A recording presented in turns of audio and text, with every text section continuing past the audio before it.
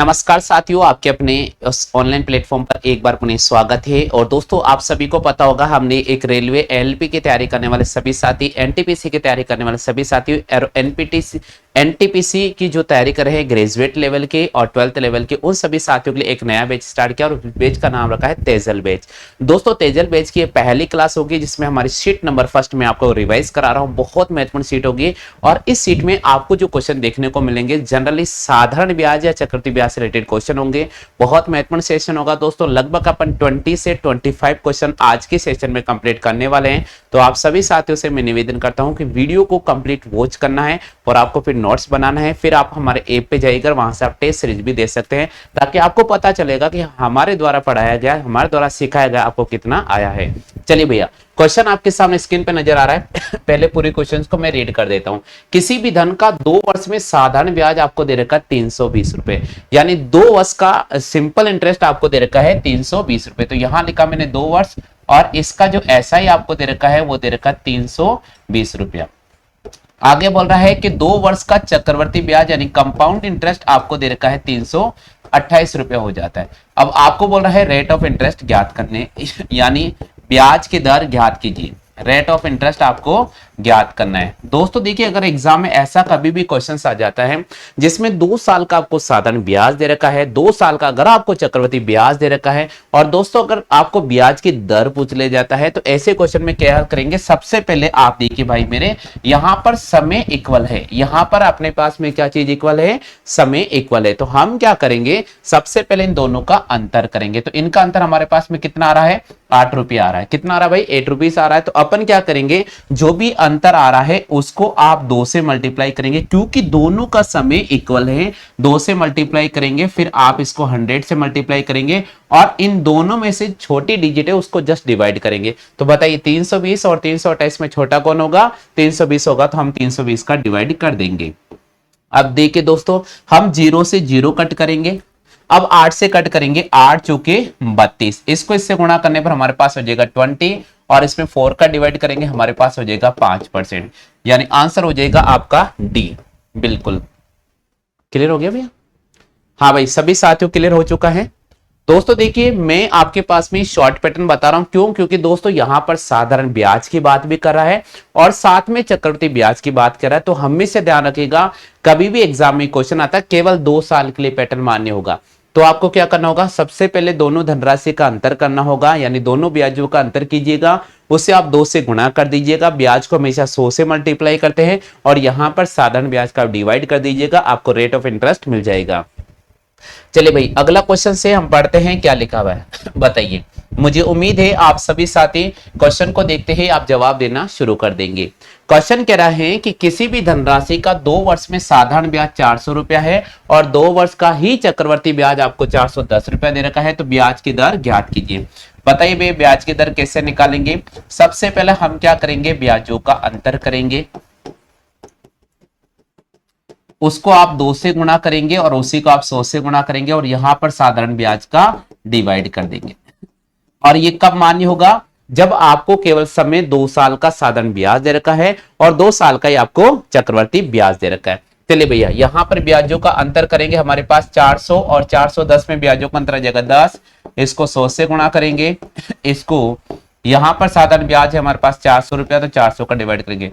2 zero से मैंने 2 zero को कट कर दिया है, 2 से काटेंगे 2 बार और 2 से काटेंगे, हमारे पास हो जाएगा 5%, यानी फिलहाल इस क्वेश्चन का भी सही जवाब हो जाएगा 5%। क्लियर हो चुका भाई? आगे सभी साथियों को, चलिए भाई आगे बढ़ जाते हैं। नेक्स्ट क्वेश्चन क्या कह रहा है, समझने का प्रयास कीजिए।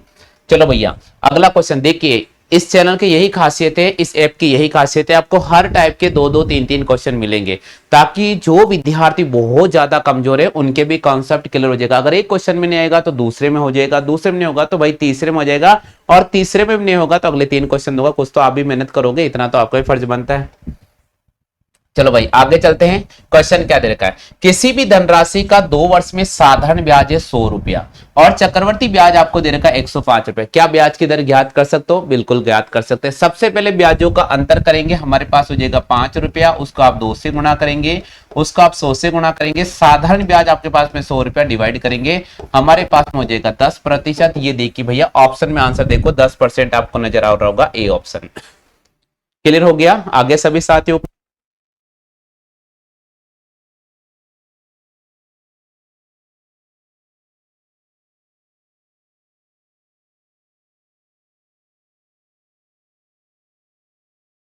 है, यहां तक सभी साथियों क्लियर हो चुका है? चलो भाई आगे चल जाते हैं नेक्स्ट क्वेश्चन की तरफ। अगला क्वेश्चन बताइए भैया, आंसर क्या होगा? देखिए विद्यार्थी सभी को ध्यान रखना, ऐसा नहीं कि आप ऑप्शन देखकर टाइप करने लग जाओ, सीखो सीखो जरा। यहां पर इसलिए ऑप्शन रखा गया, हम यहां पर चेक कर रहे हैं कि जो क्वेश्चन टाइप किया गया था उसका आंसर सही रखा है या गलत रखा है, इसलिए हमने यहाँ पर ऑप्शन रखा है। कोई भी धनराशि चक्रवृद्धि ब्याज की दर से 3 वर्ष में 2 गुना हो जाती है। कोई भी धनराशि चक्रवृद्धि ब्याज की दर से 3 वर्ष में 2 गुना हो जाती है, तो कितने वर्ष में 8 गुना हो जाएगी? देखिए दोस्तों यहां पर क्वेश्चन क्या बोल रहा है, यहां पर आपको कंपाउंड इंटरेस्ट की बात कह रहा है और कह रहा है कि धनराशि 2 साल में 3 साल में 2 गुना हो जाती है और कितने साल में 8 गुना हो जाएगी। तो अपने ऐसे प्रश्नों कैसे करेंगे कि 3 साल में धनराशि हो जाती है 2 गुना, तो हमें लिखना है यहां पर 2 गुना। ठीक है भैया, उसके बाद कितने वर्ष में, यानी ये समय यहां पर है और इसके नीचे वापस लिखेंगे x वर्ष में धनराशि कितना गुना होनी चाहिए? 8 गुना होना चाहिए, तो यहां लिखेंगे भाई 8 गुना। अब मैं आपको एक चीज समझाता हूं, यहां से मैं आपको पैटर्न बताता हूं, ऐसा मैं क्यों कर रहा हूं। ऐसा मैं इसलिए कर रहा हूं भाई, सबसे पहले तो आपको क्या क्या नहीं दे रखा, पहले इसकी तरफ ध्यान करते हैं। सबसे पहले तो आपको क्या दे रखा उसकी तरफ ध्यान करते हैं। पहला नंबर, आपको यहां पैसा नहीं दे रखा है। दूसरा नंबर, रेट ऑफ इंटरेस्ट आपको नहीं दे रखा है।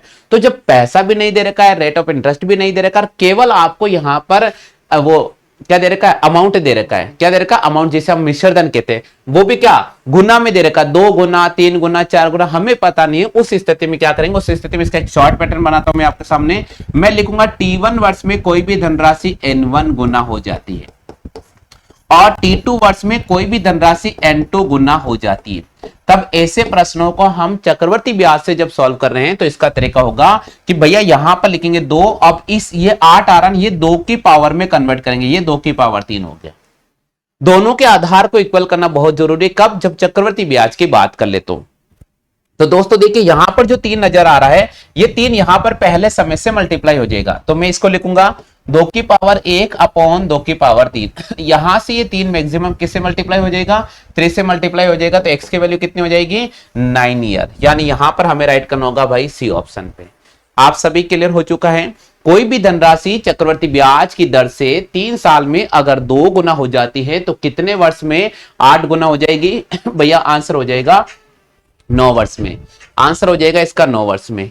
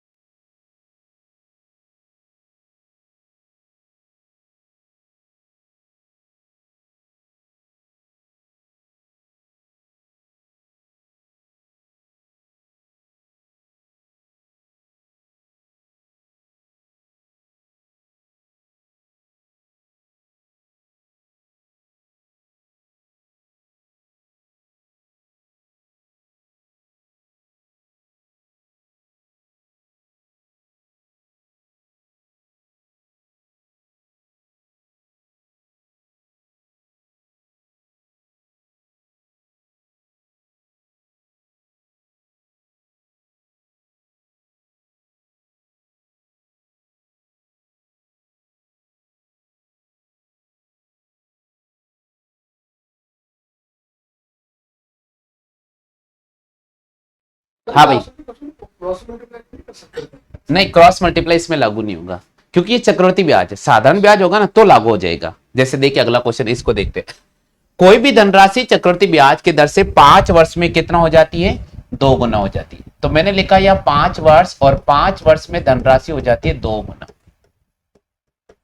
तो कितने वर्ष में 8 गुना हो जाएगी? कितने वर्ष में 8 गुना हो जाएगी? अब आप समझने का प्रयास कीजिए।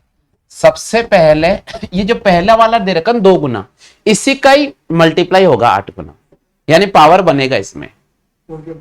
हाँ 2 की पावर 2 भी हो सकता है, 3 भी हो सकता है, 4 भी हो सकता है। तो इसको देखना, तो इस 8 को मैं 2 की पावर 3 लिख सकता हूं। अब यहां से जो 3 नजर आ रहा है इसको आप यहां पहले समय से गुणा कर दीजिएगा, तो ये x का वैल्यू आ जाएगा आपके पास में 15 वर्ष।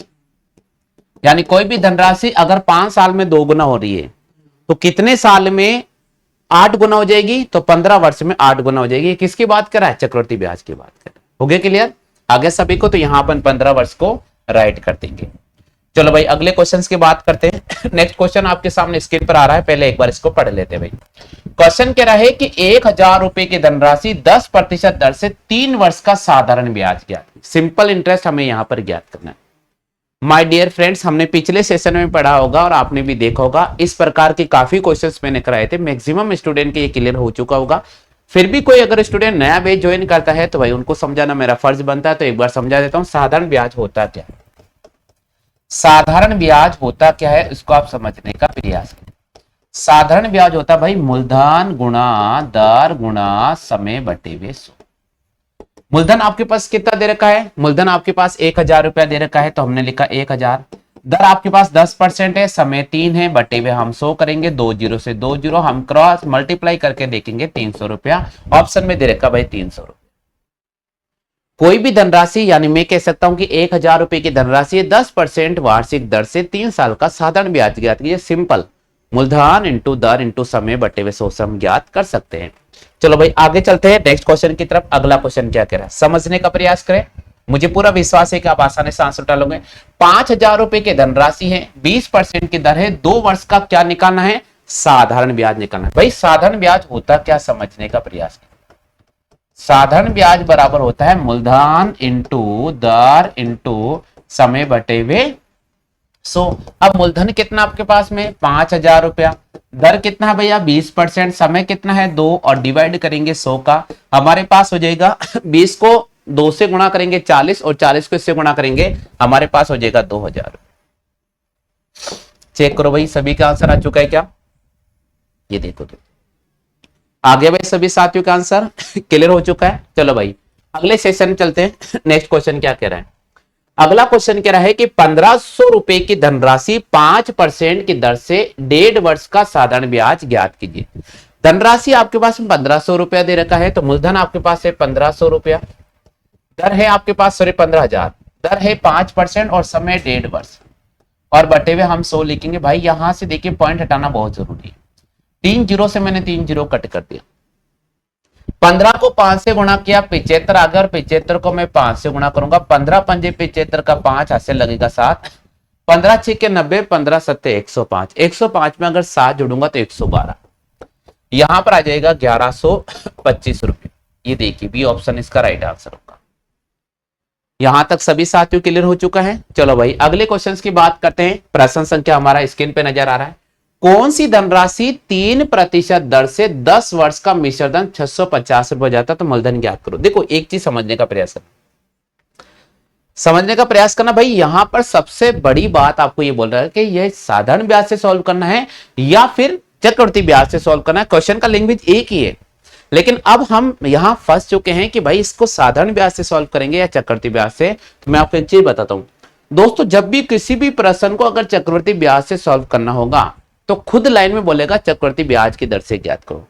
अगर उसने चक्रवृद्धि ब्याज का कहीं पर भी जिक्र नहीं किया है, चक्रवृद्धि ब्याज की दर का जिक्र नहीं किया है, तो आप उसे साधारण ब्याज के तरीके से सॉल्व करोगे। तो दोस्तों समझने का प्रयास करना, कौन सी धनराशि 3% दर से 10 वर्ष का मिश्रधन कितना हो जाता है? 650 रुपए हो जाता है। तो मूलधन हमें ज्ञात करना है। मूलधन कैसे ज्ञात करेंगे? कब? जब मिश्रधन दे रखा है, तो हमें जब भी अमाउंट दे रखा है आप उसे 100 से मल्टीप्लाई कीजिएगा। आप लिखो भैया 100 प्लस RT, आप लिखो भैया 100 प्लस RT। क्या लिखोगे? 100 प्लस RT। ये पैटर्न है कब? जब आपको अमाउंट दे रखा है। तब आप यहां पर प्रिंसिपल कैसे निकालेंगे? मूलधन बराबर होता है मिश्रधन इंटू 100 और 100 प्लस दर इंटू समय। तो मिश्रधन है 650, इसको हम 100 से गुणा करेंगे, यहां लिखेंगे 100। R की वैल्यू आपके पास में 3 और T की वैल्यू है 10। 10 को 3 से गुणा करेंगे 30, 30 में 100 जोड़ेंगे 130, तो ये हो जाएगा हमारे पास 650 गुणा 100 अपॉन 130। यहां से 0 कट किया, यहां पर 5 बार, और ये हो जाएगा हमारे पास में 500 रुपया। तो मूलधन क्या हो जाएगा? 500 रुपया। देखो भाई इस ऑप्शन में कहीं पर भी आपको नहीं दे रखा, नहीं दे रखा ना, तो इसका आंसर हो जाएगा डी, इनमें से कोई नहीं। ठीक है भैया ध्यान रखिएगा, ये थोड़ा ऑप्शन का मिस्टेक है, इसलिए हमने यहाँ पर चेक करने के लिए आपको लाइव ऑप्शन दिया है कि हो सकता है किसी ऑप्शन में कोई मिस्टेक कर दिया जाए टाइप करते समय। हाँ भाई क्लियर हो चुका है, यहां तक सभी साथियों क्लियर हो चुका है। क्वेश्चन नंबर ये हमारा 10वां। चलो भाई आगे चलते, अगला क्वेश्चन है कौन सी धनराशि 6% वार्षिक दर से 5 वर्ष का मिश्र धन 1950 रुपए हो जाती है। माय डियर फ्रेंड्स, जब एग्जाम में ऐसा क्वेश्चन आता तो कैसे सॉल्व करेंगे? 1950 को हम किससे गुणा करेंगे भैया? 100 से। अब डायरेक्ट पैटर्न बता रहा हूं मैं, 100 प्लस 6 इंटू 5, यह आ जाएगा 1950 गुणा 100 और नीचे आ जाएगा हमारे पास में 130। हमने 0 से 0 कट गया, 13 से काटा, 13 कम 13, 13 पंजे 65, हमारे पास आ गया 1500 रुपया। ये देखिए भैया, हमें ए ऑप्शन पर राइट कर देना होगा। सभी साथियों क्लियर हो चुका भाई? हो गया क्लियर? चलो भाई आगे चलते हैं नेक्स्ट सेशन की तरफ। अगला क्वेश्चन क्या कह रहा है उसको समझने का प्रयास करते हैं। कौन सी धनराशि 15% दर से 8 मास का मिश्रधन 594 रुपए। देखो भाई बहुत इंपॉर्टेंट है, मिश्रधन आपको दे रखा है, आप 100 से गुणा कर देंगे। आप सभी को अभी तक यहां तक कॉन्सेप्ट क्लियर है? आप यहां पर लिखेंगे 100 प्लस 5 इंटू 8/12। देखो मैंने 8/12 क्यों लिखा पहले ये बताओ। इसलिए लिखा बेटा कि यहां पर आपको 8 मास दे रखा है। क्या दे रखा है? 8 मास, यानी 8 महीना दे रखा है। अब 4 से काटेंगे, 4 दूनी 8 और 4 या 12, 3 से काटेंगे, 3 बजे 15, इसको इससे गुणा करेंगे 10, ये हो जाएगा माय डियर फ्रेंड्स 594 इंटू 100 और यहां हो जाएगा 110। हमने 0 से 0 काटा, 11 का डिवाइड किया, 11 5 55, 11 चौके 44, यह आंसर हो जाएगा 540 रुपए। चेक करो भाई, क्या ऑप्शन में? बिल्कुल सी ऑप्शन यहां पर राइट हो जाएगा। सभी साथियों के यहां तक क्लियर हो चुका है? चलो भाई अगले सेशन की तरफ चलते हैं। अगला क्वेश्चन क्या कह रहा है समझने का प्रयास कीजिए। हाँ पढ़ो भाई, क्वेश्चन क्या दे रखा है, जल्दी से पढ़िएगा। आप सभी साथियों से निवेदन कर रहा हूं मैं, जल्दी से पढ़ लो। कोई भी धनराशि साधारण ब्याज की दर से किस दर से 4 वर्ष में 2 गुना हो जाती है? देखो कोई भी धनराशि साधारण ब्याज की किस दर से 4 वर्ष में 2 गुना हो जाती है? भाई यहां देखो, यहां साधारण ब्याज दे रखा है। इससे पहले अपन ने गुने वाले क्वेश्चन किए तो उसमें चक्रवृद्धि ब्याज का हमने जिक्र किया, यहां साधारण ब्याज की बात कर रहा है। तो दोस्तों देखिएगा, कभी भी साधारण ब्याज वाला आता है तो गुना में से 1 माइनस करो, आप इसको 100 से गुणा कर दीजिएगा और अगर समय दे रखा तो समय का डिवाइड कर दो, यहां से आपको दर प्रतिशत मिल जाएगा। तो 2 को -1 करेंगे, 100 से गुणा करेंगे और 4 का डिवाइड करेंगे, 4 से काटेंगे 25, हमारे पास जवाब हो जाएगा भाई 25%। बिल्कुल ऑप्शन में आंसर होगा भाई 25%। सी ऑप्शन इसका राइट आंसर हो जाएगा। ऑप्शन संख्या सी पर हमें क्लिक कर देना होगा। चलते भाई अगले क्वेश्चन की तरफ। नेक्स्ट क्वेश्चन क्या कह रहा है समझने का प्रयास कीजिए। कोई भी धनराशि साधारण ब्याज की दर से 5 वर्ष में 3 गुना हो जाती है। 3 में से 1 माइनस करेंगे, 100 से गुणा करेंगे और इसमें 5 का डिवाइड करेंगे, तो हमारे पास हो जाएगा 200/5 और यहां से कट करने पर हमारे पास हो जाएगा 40%। यहां पर राइट करना होगा भाई डी ऑप्शन। देखो डी ऑप्शन इसका राइट आंसर होगा 40%। ठीक है भैया, बिल्कुल एरर है, वहां पर मैं करवा दूंगा आपको। 40% इस क्वेश्चन का सही जवाब होगा। अगले क्वेश्चन की तरफ चलते हैं। कोई भी धनराशि साधारण ब्याज की किस दर से 15 वर्ष में 4 गुना हो जाती है? तो ब्याज की दर ज्ञात कीजिए। वही 4 - 1 इंटू 100 से गुणा करेंगे और इसमें अपन 15 का डिवाइड करेंगे, तो 3 इंटू 100/15, 3 से काटेंगे 5 बार और 5 से काटेंगे 20 बार, हमारा आंसर हो जाएगा 20%। बिल्कुल राइट आंसर हो जाएगा 20%। क्लियर हो चुका भाई? इसी प्रकार लास्ट क्वेश्चन है आपके पास में। अगला क्वेश्चन कह रहा है कोई भी धनराशि 5 वर्ष में 2 गुना हो जाती है तो कितने वर्ष में 4 गुना हो जाएगी? बहुत महत्वपूर्ण सेशन है। 5 वर्ष में 2 गुना हो जाती है, 2 - 1 कितने वर्ष में 4 गुना हो जाएगी? 4 - 1। देखो जब यही क्वेश्चन चक्रवृद्धि ब्याज में आया था तो वहां अपन पावर बना रहे थे, बट यहां साधारण ब्याज में केवल माइनस करना होगा। क्या करना होगा? माइनस करना होगा। तो 5/x बराबर 1/3, इसको इससे गुणा करेंगे, x का वैल्यू हो जाएगा 15 वर्ष। तो 15 वर्ष में धनराशि क्या हो जाएगी भैया? 15 वर्ष में धनराशि 4 गुना हो जाएगी। क्लियर हो चुका भाई? आगे चलते हैं। 2-3 क्वेश्चन और है, वो भी मैं कंप्लीट करवा देता हूं आपको।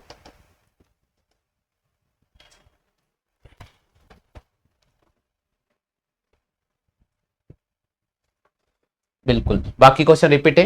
कोई भी धनराशि 3 वर्ष में 4 गुना हो जाती है तो कितने वर्ष में 10 गुना हो जाएगी? समझने का प्रयास कीजिए भैया। 3 वर्ष में 4 गुना हो जाती है, 4 - 1। x वर्ष में 10 गुना हो जाती है, 10 - 1। 3/x बराबर 3/9, ये 3 से 3 कट गया, x बराबर हो जाएगा 9 वर्ष। आंसर हो जाएगा भैया इसका 9 वर्ष। कोई भी धनराशि निश्चित समय में 3 गुना हो जाती है जबकि उतने ही समय में 10% दर से 6 गुना हो जाती है। यहां रेट की बात की है, यहां रेट की बात की। देखिए दोस्तों, कोई भी धनराशि निश्चित समय में 3 गुना हो जाती है, जबकि उतने ही समय में 10% की दर से 6 गुना हो जाती है। तो हम इसको लिखेंगे x बटे में 10% बराबर, यहां लिखेंगे 3 माइनस 1 और यहां लिखेंगे 6 माइनस 1। x बटे में 10 बराबर 2 बटे में हमारे पास हो जाएगा यहाँ 5, 5 से काटेंगे 2 और इसको इससे गुणा करेंगे, x बराबर हो जाएगा 4% की दर। बिल्कुल यहाँ पर भी ऑप्शन पर हमें राइट कर देना होगा। क्लियर हो चुका। जब दर बोले तो दर लिख देना है, जब समय बोले तो समय लिख देना है।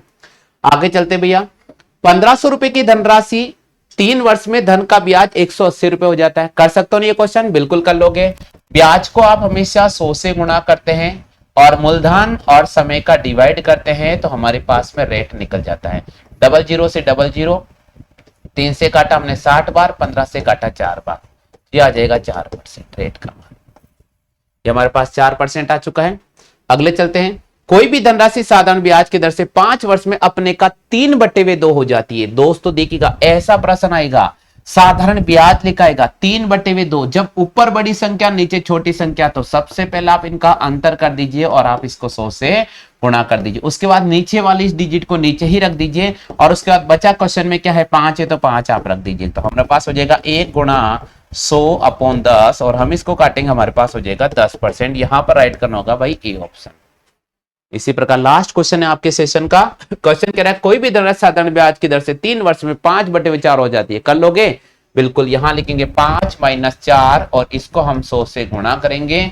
यहां लिखेंगे 4 इंटू 3, हमारे पास हो जाएगा 1 इंटू 100/4 इंटू 2 12 हो जाएगा। 12 से काटेंगे 12 × 6 में, हमारे पास 4/12 बचेगा, इसको काटेंगे 1/3, तो आंसर हो जाएगा 8 से ही 1/3। उम्मीद तो करता हूं दोस्तों आज का सेशन आपको बहुत अच्छी तरह समझ में आ गया होगा। वीडियो को लाइक जरूर कर दीजिएगा, चैनल को लाइक जरूर कर दीजिएगा और दोस्तों अगर आप हमारे पहले बार बैच पे जुड़े हैं तो मैं निवेदन करता हूं आप अपने मित्रों को जरूर बता दीजिएगा।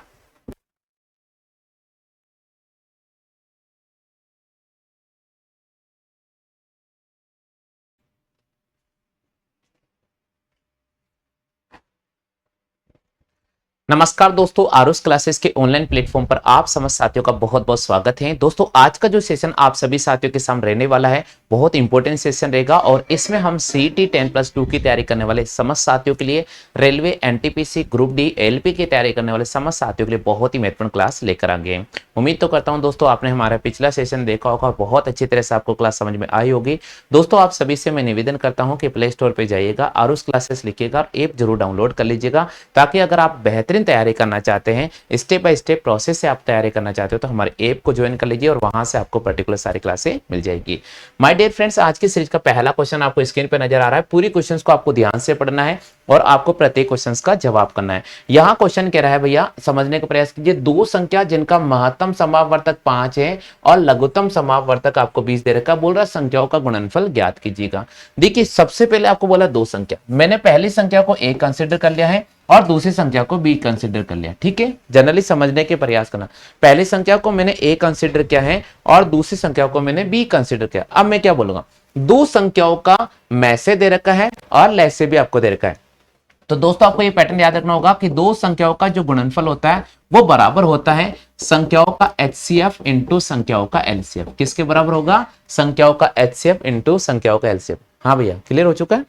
तो दो संख्याओं का गुणनफल बराबर होता है HCF इंटू LCF। अब देखिए दोस्तों, आपको यहां पर HCF दे रखा 5 तो यहां लिखा 5 और LCF दे रखा आपके सामने 20, मैंने लिखा 20। अब ये दो संख्या गुणा है तो मैं लिखूंगा आपके सामने A गुणा B बराबर यहां पर 20 को 5 से गुणा करने पर 100 आ जाएगा। अब क्वेश्चन हमारा क्या बोल रहा है, एक बार पढ़ लेते हैं। यहां क्वेश्चन कह रहा है कि दो संख्या है जिनका महत्तम समापवर्तक 5 है, लघुत्तम समापवर्तक 20 है, संख्याओं का गुणनफल कितना होगा? तो बताइए संख्याओं का गुणनफल कितना हो जाएगा? 100 हो जाएगा। हाँ भाई, आप सभी साथियों क्लियर हो चुका है? सभी साथियों क्लियर समझ में आ चुका है? हो गया ना भैया, कोई डाउट है? हाँ भैया, क्लियर हो गया आपके? चलो अगले क्वेश्चन की तरफ राउंड करते हैं। देखो भैया, कुछ भी अगर डाउट हो ना तो आप पूछ लेना, है ना। अगले क्वेश्चन की बात करते हैं। नेक्स्ट क्वेश्चन आपके सामने स्क्रीन पे नजर आ रहा है, इसको पढ़ लेते हैं कि दो संख्या का महत्तम समापवर्तक 10 है और लघुत्तम समापवर्तक आपको 120 दे रखा है। बताओ संख्या गुणनफल कितना होगा? बिना पेन पेपर उठाए आप राइट कर सकते हैं। दो संख्याओं का महत्तम समापवर्तक और दो संख्याओं का लघुत्तम समापवर्तक दे रखा है, तो आपको पैटर्न याद रखना पड़ेगा कि दोनों संख्याओं का गुणनफल बराबर होता है संख्याओं का एचसीएफ इंटू संख्याओं का एलसीएफ। क्या होता है डियर? संख्याओं का एचसीएफ इंटू संख्याओं का एलसीएफ। तो दोस्तों यहां पर आपको एचसीएफ दे रखा है 10 और एलसीएफ की बात करते हैं 120, दोनों को मल्टीप्लाई करने पर हमारे पास में हो गया 1200। यहां पर सही जवाब हो जाएगा भाई option number C. Option number C इस क्वेश्चन का सही जवाब होगा। क्या आप सभी साथियों क्लियर हो चुका है? चलिए भाई अगले क्वेश्चन की तरफ राउंड करते हैं। नेक्स्ट क्वेश्चन क्या दे रखा है इसको भी हम समझने का प्रयास करते भाई। हाँ भाई अगला क्वेश्चन क्या दे रखा है, पढ़ो भाई। क्वेश्चन स्क्रीन पर आपको नजर आ रहा है। क्वेश्चन कह रहा है कि दो संख्या का महत्तम समापवर्तक है 5 और इनका अनुपात आपको 4:5 दे रखा है। आपसे पूछ रहा है बड़ी संख्या ज्ञात कीजिएगा। साथियों जब एग्जाम में इस प्रकार का कोई भी क्वेश्चन आता है तो कैसे सॉल्व करेंगे, बहुत इजी पैटर्न है, समझने का प्रयास कीजिएगा। यहां बोल रहे हैं माय डियर फ्रेंड्स कि दो संख्या है जिनका आपको महत्तम समापवर्तक 5 दे रखा है और संख्याओं का आपको रेशियो दे रखा है 4:5। देखिए दोस्तों जब भी आपको संख्याओं का अनुपात दे रखा है आप बस ऐसा लिख दीजिएगा ए अनुपात भी, पहली संख्या है 4 और दूसरी संख्या है 5। जब भी आपको अनुपात में दे रखा आप संख्या का अनुपात लिखिए, हमेशा ध्यान रखिएगा इस अनुपात को आप x से मल्टीप्लाई कीजिएगा। किससे गुणा करेंगे भैया? x से मल्टीप्लाई करेंगे। अब दोस्तों ये x क्या है? ये x है भैया संख्याओं का एचसीएफ। ये x क्या होगा? संख्याओं का एचसीएफ। क्या आपको इस क्वेश्चन में संख्याओं का एचसीएफ दे रखा है? क्या आपको क्वेश्चन में संख्याओं एचसीएफ दे रखा है? बिल्कुल हम चेक करते हैं। दो संख्याओं का एचसीएफ आपको कितना दे रखा भैया? 5 दे रखा है। तो हम क्या करेंगे, जो रेशियो दे रखा है उसको 5 से मल्टीप्लाई करेंगे। तो इसको 5 से मल्टीप्लाई करेंगे और इसको 5 से मल्टीप्लाई करेंगे, तो ये हो जाएगा दोस्तों 20 और ये हो जाएगा 25। अब आपसे पूछ रहा है कि इनमें बड़ा नंबर ज्ञात कीजिएगा। बताओ दोनों में से बड़ा नंबर कौन सा हो जाएगा? 20 होगा या 25 होगा? जी हाँ दोस्तों आप सभी को पता है 25 बड़ा नंबर होगा, इसलिए यहां पर पूछा है कि बड़ी संख्या ज्ञात कीजिएगा। बड़ी संख्या हमारे पास में हो जाएगी 25। सभी साथियों क्लियर हो चुका है। यहां क्वेश्चन कह रहा है कि दो संख्या जिनका महत्तम समापवर्तक 5 है और इन संख्याओं का आपके सामने अनुपात दे रखा है 4:5। तो आपसे पूछा है संख्या में से बड़ी संख्या ज्ञात कीजिएगा, तो वो बड़ी संख्या हमारे पास में हो जाएगी 25। चलते हैं भाई। देखिए ये सारे के सारे क्वेश्चन मैं आपको फिर बता रहा हूं, ये रेलवे एएलपी में आए हुए क्वेश्चन है, ग्रुप डी में आए हुए क्वेश्चन है, आरपीएफ में आए हुए क्वेश्चन है। तो विशेष तौर पर ध्यान रखिएगा रेलवे वाले अभ्यर्थी, एक बार जो भी मैं सीरीज पढ़ा रहा हूं उनको बस अच्छी तरह से रट के चले जाना भाई। हाँ भाई आगे चलते हैं, नेक्स्ट क्वेश्चन की बात करते हैं। अगला क्वेश्चन स्क्रीन पर आपको नजर आ रहा है, पढ़ लीजिए। क्वेश्चन क्या दे रखा है, मुझे विश्वास है कि आप आसानी से इस क्वेश्चन का आंसर उठा लोगे। दो संख्याओं का महत्तम समापवर्तक 10 है और इनका अनुपात आपको 3:2 पूछ रहा है। आपसे पूछ रहा है छोटी संख्या ज्ञात कीजिए। बिल्कुल छोटी संख्या ज्ञात करने के लिए क्या करेंगे माय डियर फ्रेंड्स, यहां पर जो एचसीएफ दे रखा है उसको आप छोटे नंबर से मल्टीप्लाई करेंगे। तो 2 को अगर मैं 10 से गुणा करूंगा तो मेरे पास कितना हो जाएगा? 20 हो जाएगा। तो आपसे पूछा छोटी संख्या ज्ञात कीजिए, छोटी संख्या हमारे पास में हो जाएगी 20। क्लियर हो चुका भाई? छोटी संख्या हमारे पास में क्या हो जाएगी? छोटी संख्या हमारे पास में 20 हो जाएगी। चलो भाई आगे बढ़ जाते हैं, नेक्स्ट क्वेश्चन की बात करते हैं। अगला क्वेश्चन आपके सामने स्क्रीन पर है। दो संख्या जिनका अनुपात आपको दे रखा है 7:9। दो संख्या जिनका अनुपात आपको दे रखा 7:9, यदि दोनों संख्याओं में से 8 घटा दिया जाए तो अनुपात 3:4 हो जाता है। तो पूछ रहे हैं कि छोटी संख्या ज्ञात कीजिए। यहां आपको दो नंबर गिवन है और उनका रेशियो आपके सामने गिवन है और फिर बोल रहे हैं कि आपको इच नंबर यानी उस प्रत्येक नंबर में से 8 क्या करेंगे? सब्ट्रैक्ट कर देंगे यानी घटा देंगे। तो भाई कैसे सॉल्व करेंगे? यहां सबसे बड़े दो संख्या है ए और बी, अपन ने मान लिया। अनुपात हमें दे रखा है, हमने क्या कहा कि जब भी आपको अनुपात दे रखा है आप उसको x से मल्टीप्लाई करो। तो 7x और 9x मैंने लिख दिया यानी 7x और 9x। अब देखो बोल रहा है कि दोनों संख्या में से 8 घटा दिया जाए, तो 7x में से भी क्या घटाएंगे? 8 और 9x में से भी हम क्या घटाएंगे? 8 और उसके बाद नया अनुपात क्या हो रहा है? 3:4 हो रहा है। हर्ष भैया यहां तक क्लियर हो गया आपकी? अब देखिए हम इसको इससे मल्टीप्लाई करेंगे और इसको हम इससे मल्टीप्लाई करेंगे। चलिए भाई अपन मल्टीप्लाई करते हैं। 4 को 7 से मल्टीप्लाई करेंगे 28x आ जाएगा, माइनस यहां पर हो जाएगा हमारे पास में 32। एक मिनट, 32 इक्वल टू इसको अपन इससे मल्टीप्लाई करेंगे 27x माइनस 24। क्लियर हो चुका? अब देखो दोस्तों इन दोनों में से बड़ा कौन है? 28 बड़ा है, यहां लेकर आएंगे और इसको वहां शिफ्ट करेंगे तो हमारे पास हो जाएगा x इक्वल टू 32 में से हम 24 को घटा देंगे तो हमारे पास में हो जाएगा 8 यानी x का मान हमारे पास में कितना हो जाएगा? 8। सभी क्लियर हो चुका है भैया। x का मान हो जाएगा 8। ठीक है, अब सुनिएगा, ये x का मान 8 उठाकर अपन यहां रखेंगे और यहां रखेंगे, तो यहां पर छोटी संख्या आपको 7x नजर आ रही है, तो 7 को मैं 8 से मल्टीप्लाई करूंगा, हमारे पास आ जाएगा 7 8 56, 56 यहां पर सही आंसर हो जाएगा। बिल्कुल चेक कीजिएगा, यहां पर सी ऑप्शन राइट आंसर हो जाएगा। यहां पर इस क्वेश्चन का सही जवाब होगा भाई सी ऑप्शन। क्लियर हो चुका है। करुण वर्मा जी, आपका बहुत बहुत स्वागत है, आप हमारे इस ऑनलाइन पेज प्लेटफॉर्म पर जुड़े हैं, बहुत बहुत स्वागत है भैया। दो संख्या का अनुपात आपको दे रखा है 7:9, यदि दोनों संख्या में से 8 घटा दिया जाए तो नया अनुपात 3:4 हो जाता है। आपसे पूछा जा रहा है भाई छोटी संख्या ज्ञात कीजिए, वो छोटी संख्या हमारे पास में हो जाएगी 56। क्या हो जाएगी माय डियर फ्रेंड? 56 हो जाएगी। हाँ भाई, सभी क्लियर हो चुका है। चलो भाई आगे चलते हैं नेक्स्ट क्वेश्चन की तरफ। अगला क्वेश्चन आपको स्क्रीन पर नजर आ रहा है। चलिए भाई प्रश्न संख्या 6 की बात करते हैं। छठा क्वेश्चन कह रहा है कि दो संख्या का अनुपात दे रखा है 5:4, यदि दोनों संख्या में से 5 घटा दिया जाए तो नया अनुपात 14:11 हो जाता है। आपसे पूछ रहा है बड़ी संख्या ज्ञात कीजिएगा, पूछ रहा है भैया बड़ी संख्या ज्ञात कीजिए। जल्दी से बताइए भाई बड़ी संख्या कौन सी होगी, जल्दी से बताओ भाई।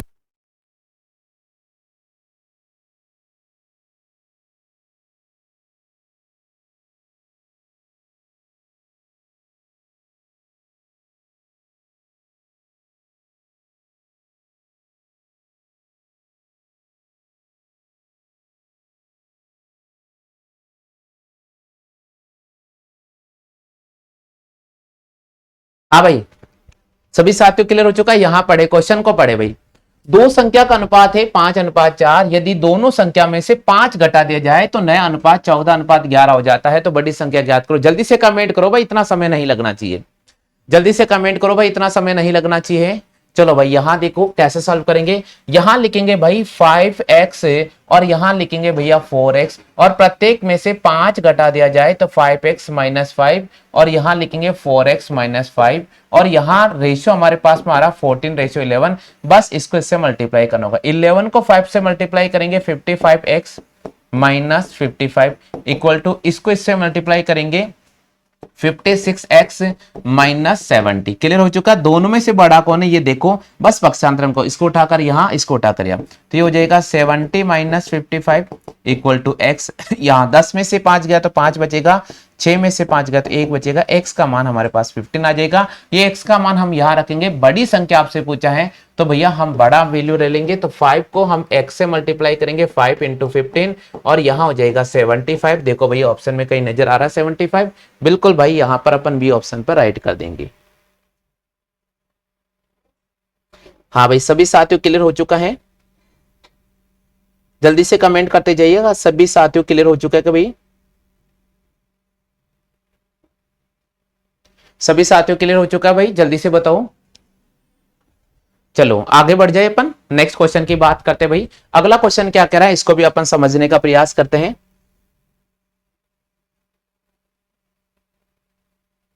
हाँ भाई चलो अगले क्वेश्चंस की बात करते हैं। नेक्स्ट क्वेश्चन, अगला क्वेश्चन आपके सामने स्क्रीन पर है। बताइए भाई अगले क्वेश्चंस का आंसर क्या होगा। सभी साथी टाइप कीजिएगा जल्दी से, देखते हैं कितने अभ्यर्थी का सही जवाब होता भाई। क्वेश्चन को पढ़ ले पूरे अच्छी तरह से।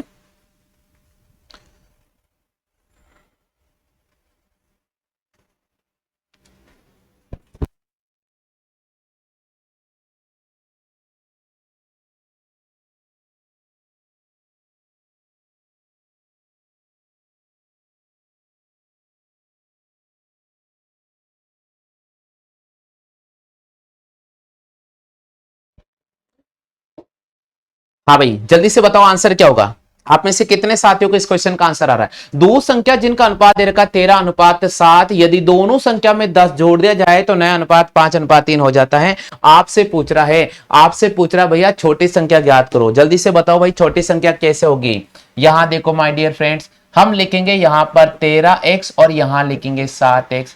प्रत्येक में 10 जोड़ दिया जाए तो 13x में भी 10 जोड़ेंगे और 7x में भी 10 जोड़ेंगे, और नया अनुपात हो जाता 5:3। बस क्रॉस मल्टीप्लाई करेंगे, 3 को इससे गुणा करेंगे 13 तिया 39x, प्लस इसको इससे मल्टीप्लाई करने पर 30, सातों पंजे हमारे पास हो जाएगा 35x, प्लस 5 दाए 50। यहां तक सभी को क्लियर हो चुका है। यहां तक सभी साथियों क्लियर हो चुका है। बस अब हम पक्षांतरण करेंगे, इसको यहां लेकर आएंगे, इसको यहां लेकर आ जाएंगे, तो हमारे पास हो जाएगा 39x - 35x बराबर 50 माइनस 30, और यहां पर हो जाएगा माय डियर फ्रेंड 4x बराबर हमारे पास 20 हो जाएगा। x की वैल्यू हम निकालेंगे, यहां पर हमारे पास हो जाएगा 5। x का वैल्यू कितना आ जाएगा? x का वैल्यू हमारे पास 5 आ जाएगा। हाँ भाई चेक करो, सभी साथियों का आ चुका है कि x का वैल्यू 5, सभी साथियों के x का वैल्यू 5 आ चुका भैया, जल्दी से चेक कीजिएगा।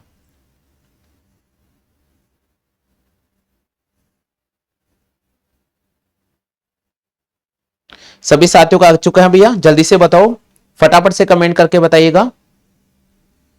बहुत अच्छी बात है, सभी साथियों के आंसर वेरी कर रहा भाई। x का मान 5। अब दोस्तों आपसे क्या बोल रहा है? आपसे बोल रहा है छोटी संख्या ज्ञात करो। बताओ छोटी संख्या क्या होगी भाई? दोनों में छोटा अनुपात है हमारे पास 7x, हम यहां पर रखेंगे 7 इंटू 5 और हमारे पास हो जाएगा 35। तो यहां पर डी ऑप्शन राइट हो जाएगा भैया। इसका आंसर क्या हो जाएगा? डी आंसर हो जाएगा। चेक करो भाई, सभी के डी आंसर आ रहा है क्या? हाँ भाई चेक करते जाइए, सभी साथियों के डी आंसर आ रहा है।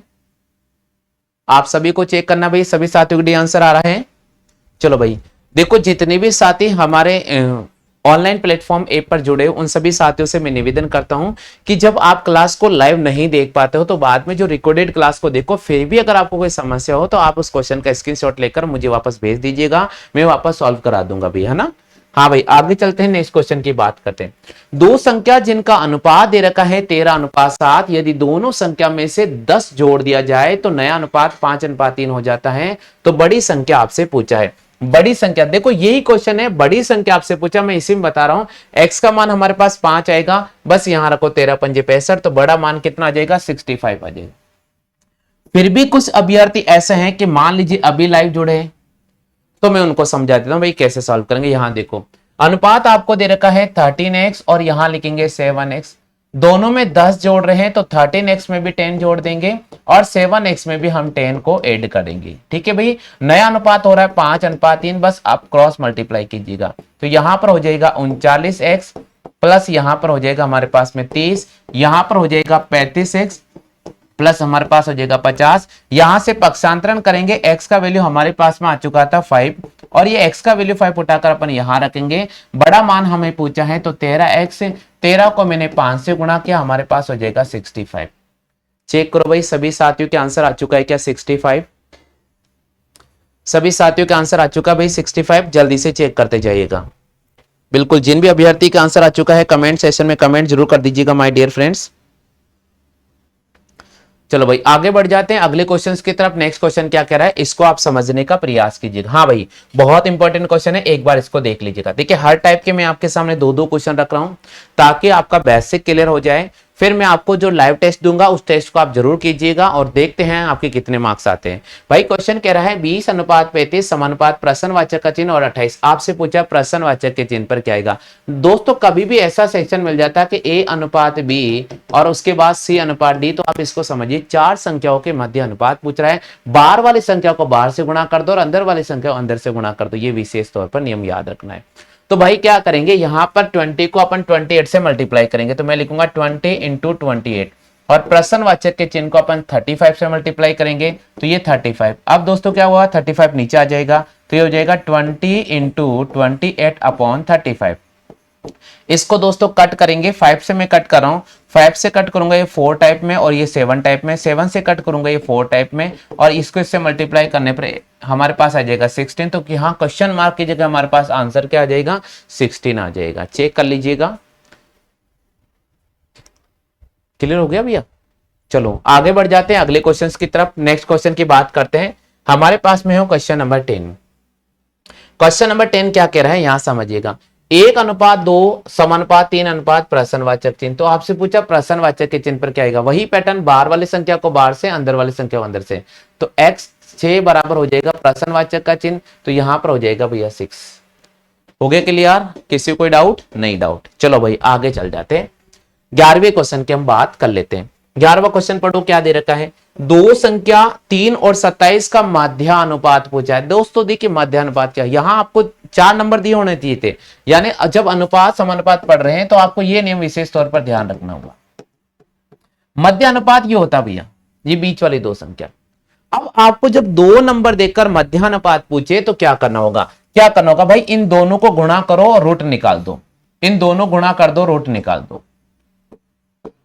इसको इससे मल्टीप्लाई करेंगे 81 और 81 का रूट हो जाएगा मेरे पास में 9, तो आंसर हो जाएगा 9। दो संख्या जिनका अनुपात है दो संख्या 3 और 27 है, बोल रहा है मध्य अनुपात ज्ञात करो। कभी भी क्वेश्चन आता है मध्य अनुपात आपसे पूछे हैं तो अंडर रूट में आप दोनों संख्याओं को मल्टीप्लाई कीजिएगा, रूट स्क्वायर ओपन कर लीजिएगा, तो यहां पर हो जाएगा 9, सी ऑप्शन। आगे बढ़ते हैं, एक और क्वेश्चन आएगा। दो संख्या जिनका अनुपात आपको दे रखा है 49:81, बिल्कुल क्या करेंगे भैया, अंडर रूट निकालेंगे 49 × 81। अब देखिए वहां छोटी संख्या थी, हमने मल्टीप्लाई किया, यहां बड़ा मान आ रहा, मल्टीप्लाई नहीं करना, आपको हमेशा कोई ना कोई स्क्वायर दिया होगा। तो ये देखिए दोस्तों, ये 7 का स्क्वायर है तो 7 बाहर आ जाएगा, ये दोस्तों 9 का स्क्वायर है, 9 बाहर आ जाएगा। 7 को 9 से मल्टीप्लाई करेंगे, हमारे पास हो जाएगा 63। माय डियर फ्रेंड्स, इसका सही जवाब हो जाएगा बी ऑप्शन 63। बी ऑप्शन इसका सही जवाब होगा भाई 63। क्लियर हो चुका है सभी के? हाँ भाई, सभी साथियों क्लियर हो चुका है। चलो भाई आगे चलते हैं अगले क्वेश्चन की तरफ। नेक्स्ट क्वेश्चन हमारे सामने क्या कह रहा है, समझने का प्रयास कीजिएगा। अगला क्वेश्चन कह रहा है भैया, दो संख्या जिनका अनुपात दे रखा है, सॉरी दो संख्या 4 और 8 है, आपसे पूछ रहा तृतीय अनुपात। देखिए मध्य अनुपात अलग चीज होती है, तृतीय अनुपात एक अलग चीज होती है। तृतीय अनुपात कैसे निकालेंगे, दो संख्या जब भी आपको दे दिया जाए और आपसे तीसरा अनुपात पूछ ले, आपसे तीसरा अनुपात पूछ ले, तो ऐसे क्वेश्चन को हम कैसे सॉल्व करेंगे। दूसरी संख्या को दो बार मल्टीप्लाई करना होगा और पहली संख्या का आपको डिवाइड करना होगा। चलो भाई दूसरी संख्या को दो बार मल्टीप्लाई कर लेते हैं, पहली संख्या डिवाइड कर देते हैं, बस ये आंसर हो गया हमारे पास में 16। इसमें थोड़ा ऑप्शन मिस्टेक है, ध्यान रखिएगा, ऑप्शन मिस्टेक है ना, 16 इसका आंसर हो जाएगा। दूसरी संख्या को दो बार गुणा करना है और पहली संख्या का डिवाइड करना है, तृतीय अनुपात का ये तरीका आपके पास लागू हो जाएगा। चलो भाई आगे चलते हैं, नेक्स्ट क्वेश्चन की बात करते हैं। दो संख्या 12 और 18 का तृतीय अनुपात ज्ञात कीजिए। दूसरी संख्या को दो बार गुणा करना है और पहली संख्या का डिवाइड करना है। 6 से काटेंगे, 6 3 18, 6 दूनी 12, 2 से काटेंगे, 2 9 18 और 9 3 27, यहां पर आ चुका है 27। हो गया क्लियर आगे सभी को? तो दोस्तों देखिए, आपको मध्य अनुपात निकालना मैंने सिखाया था, उम्मीद करता हूं क्लियर हो चुका होगा। दोस्तों मैंने आपको यहां पर तृतीय अनुपात निकालना सिखा दिया, उम्मीद तो करता हूं मैं क्लियर हो गया होगा। चले भाई आगे चलते हैं अगले क्वेश्चन की तरफ। अब अगला क्वेश्चन पढ़ो भाई, क्या दे रखा है। क्वेश्चन कह रहा है कि मनोज के पास 4000 रुपए की धनराशि 9 वर्ष बाद साधारण ब्याज की दर से इतनी हो जाती है, तो आपसे पूछ रहा है कि ब्याज की दर ज्ञात कीजिएगा। मनोज बैंक में जाता है, 4000 रुपए की धनराशि को जमा कराता, भूल जाता, 9 साल बाद जाता है, तो भाई उसे इतना पैसा मिलता है। इससे बोलेंगे अपन अमाउंट, जिसे मैं बोलूंगा मिश्र धन।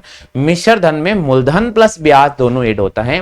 तो यहां मैं बात करूंगा दोस्तों अमाउंट की। अमाउंट में होता है दोस्तों प्रिंसिपल प्लस आपके पास में सिंपल इंटरेस्ट, ये दोनों शामिल होता है, जिसे मैं बोलूंगा यहां पर मिश्र धन।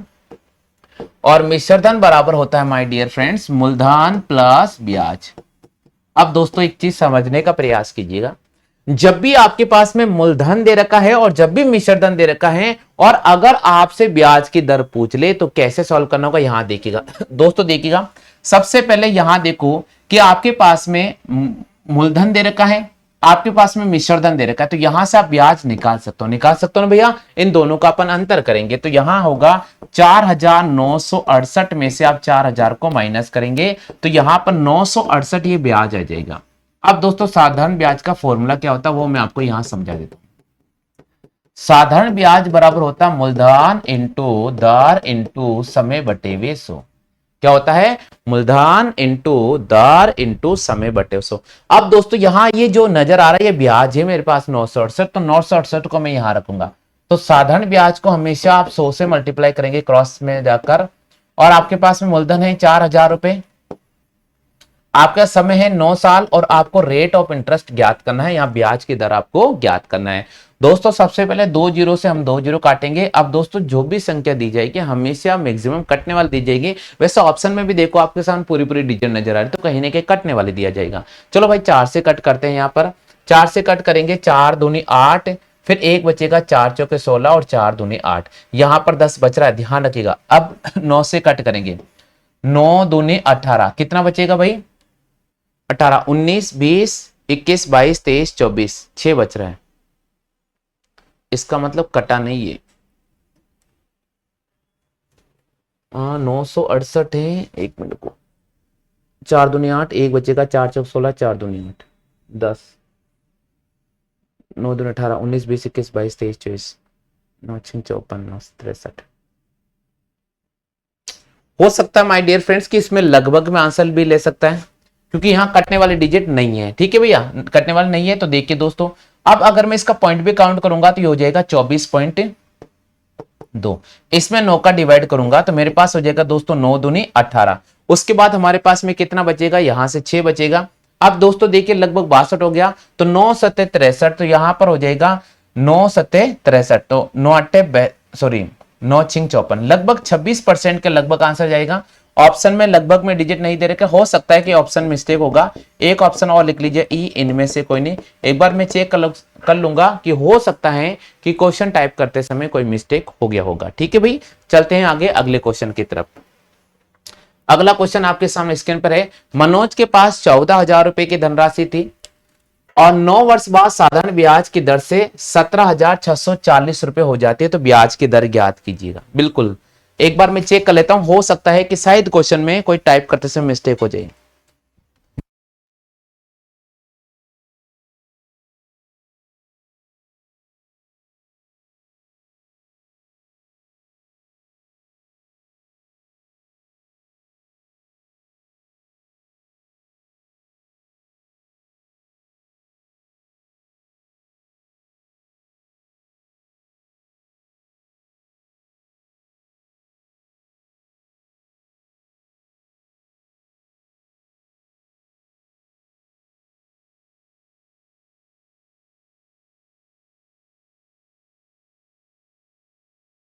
हाँ भैया, देखिए दोस्तों पिछले वाले क्वेश्चन में बिल्कुल मैंने जानकारी ले ली है, सर से जानकारी ले ली है, और वो टाइप करते समय मिस्टेक हो गया था। वहां 4,000 नहीं था, वहां 4600 रुपए था। कितना था भाई, 4600 रुपए था। तो ये टाइपिंग में थोड़ा मिस्टेक हो गया था, इसलिए मैंने कहा था कि एक बार चेक कर लेंगे।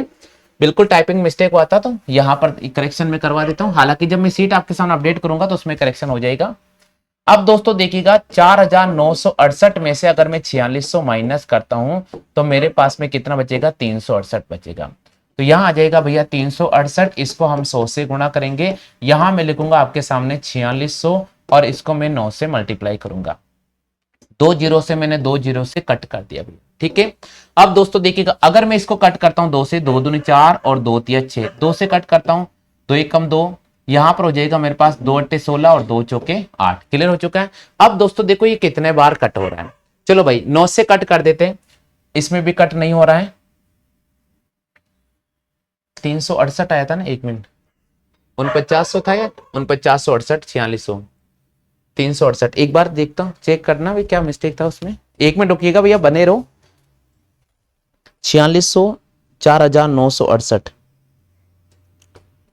4600, 4,968, 184।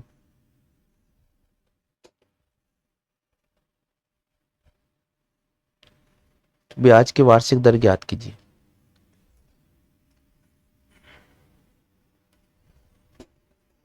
दो एक कम 2, 2 8 16, 2 चौका 23, और यहाँ 9 से कटेगा नहीं। हाँ इनमें से कोई नहीं होगा फिर, है ना, लगभग इनमें से कोई नहीं जाएगा। ठीक है, ये करेक्शन में करवा दूंगा। हाँ भाई इस क्वेश्चन की बात करते हैं। 14,000 रुपए की धनराशि 17,640 हो रही है, तो 17,640 में से आप 14,000 को माइनस कर देंगे, तो ये हो जाएगा 640, और यहां बचेगा हमारे पास में 3,640। यहां बचेगा भाई 3,640। अब दोस्तों देख ले, बिल्कुल मैं चेक करके बता दूंगा, कोई मिस्टेक भी होगी तो अभी चेक करके बता दूंगा। 3,640 हमारे पास में है, इसको हम 100 से गुणा करेंगे, बराबर हम क्या करेंगे माय डियर फ्रेंड्स, देखिएगा यहां पर आपके सामने 17,000 14,000, ये 14,000 लिखेंगे, और अपन यहां 9 साल है तो 9, 2 जीरो से 2 जीरो, 1 जीरो से 1 जीरो करेंगे भैया। ठीक है भाई, क्लियर हो चुका है। यहां तक सभी साथियों क्लियर हो चुका है क्या, जल्दी से बताइएगा। यहां तक सभी साथियों क्लियर हो चुका है। तो ब्याज की दर ज्ञात कीजिए। देखिए दोस्तों यहां पर भी इनमें से कोई नहीं जाएगा, क्योंकि ये थोड़ा एरर होगा, हम चेक कर लेंगे कि एरर कहां पर होगा। एक बार सभी साथी यहां तक नोट कर लीजिएगा, एक बार सभी साथी यहां तक नोट कर लीजिएगा।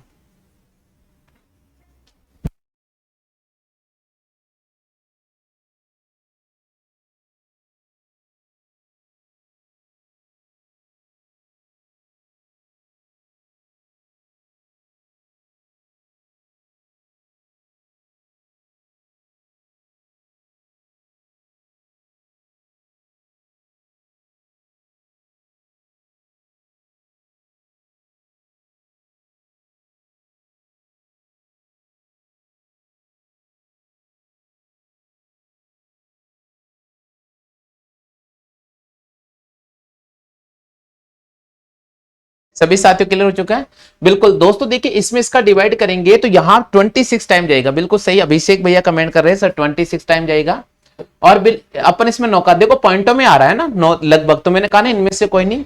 ये थोड़ा क्या ऑप्शन टाइप करते समय एरर रह गया था, इनमें से कोई नहीं जाएगा। मैंने देखते ही मैंने बता दिया कि भाई ये 9 से कटने वाले डिजिट नहीं है, तो पूरा आंसर तो बैठना ही नहीं है। आप ऐसे पकड़ लिया क्वेश्चन। देखो मैंने कैसे पकड़ा, 9 का भाग मैंने जब इसमें दिया कि 9 चौके 36, अब 4 यहां शेषफल बच रहा, भाग पूरा पूरा नहीं जा रहा, इसका मतलब पॉइंटों में आना है। और आपके पास में ऑप्शन जब पूरा दे रखा है, इसका मतलब ये ऑप्शन में मिस्टेक है भैया। ठीक है भाई, क्लियर हो चुका है सभी के? हाँ भाई सभी साथियों क्लियर हो चुका है क्या? चलो भाई आगे चलते हैं, नेक्स्ट क्वेश्चन की बात करते हैं। अगला क्वेश्चन क्या कह रहा है उसको समझने का प्रयास करते हैं। 17वां क्वेश्चन आपके सामने लाइन पर है भाई। 17वां क्वेश्चन आपके सामने लाइन पर है भाई, जल्दी से बताइए 17वें का आंसर क्या होगा?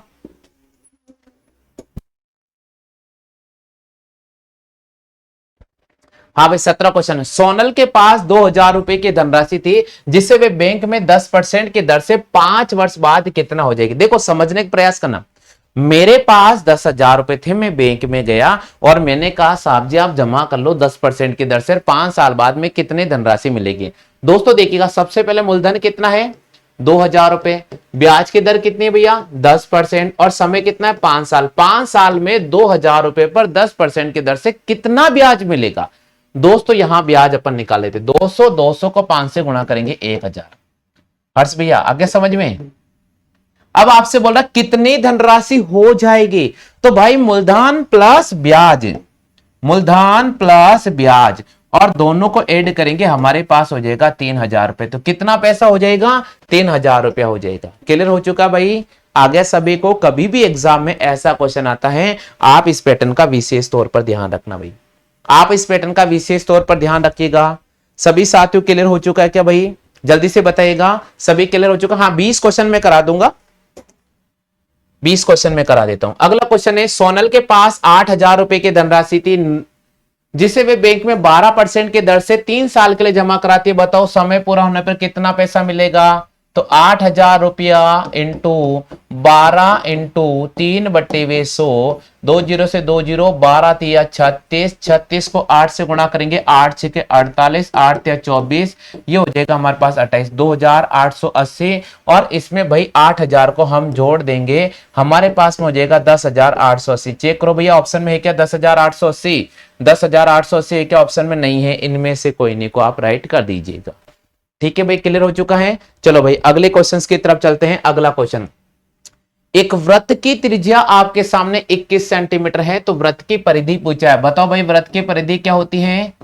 सर्कमफेरेंस ऑफ सर्कल क्या होगा 2 पाई आर। क्या होगा भाई 2 पाई आर। तो 2 इंटू पाई का मान 22/7, आर का मान 21, इसको काटेंगे यहां पर 3 बार, इसको इससे गुणा किया 44, 44 को 3 से गुणा करेंगे, हमारे पास आंसर आ जाएगा 132 वर्ग सेंटीमीटर।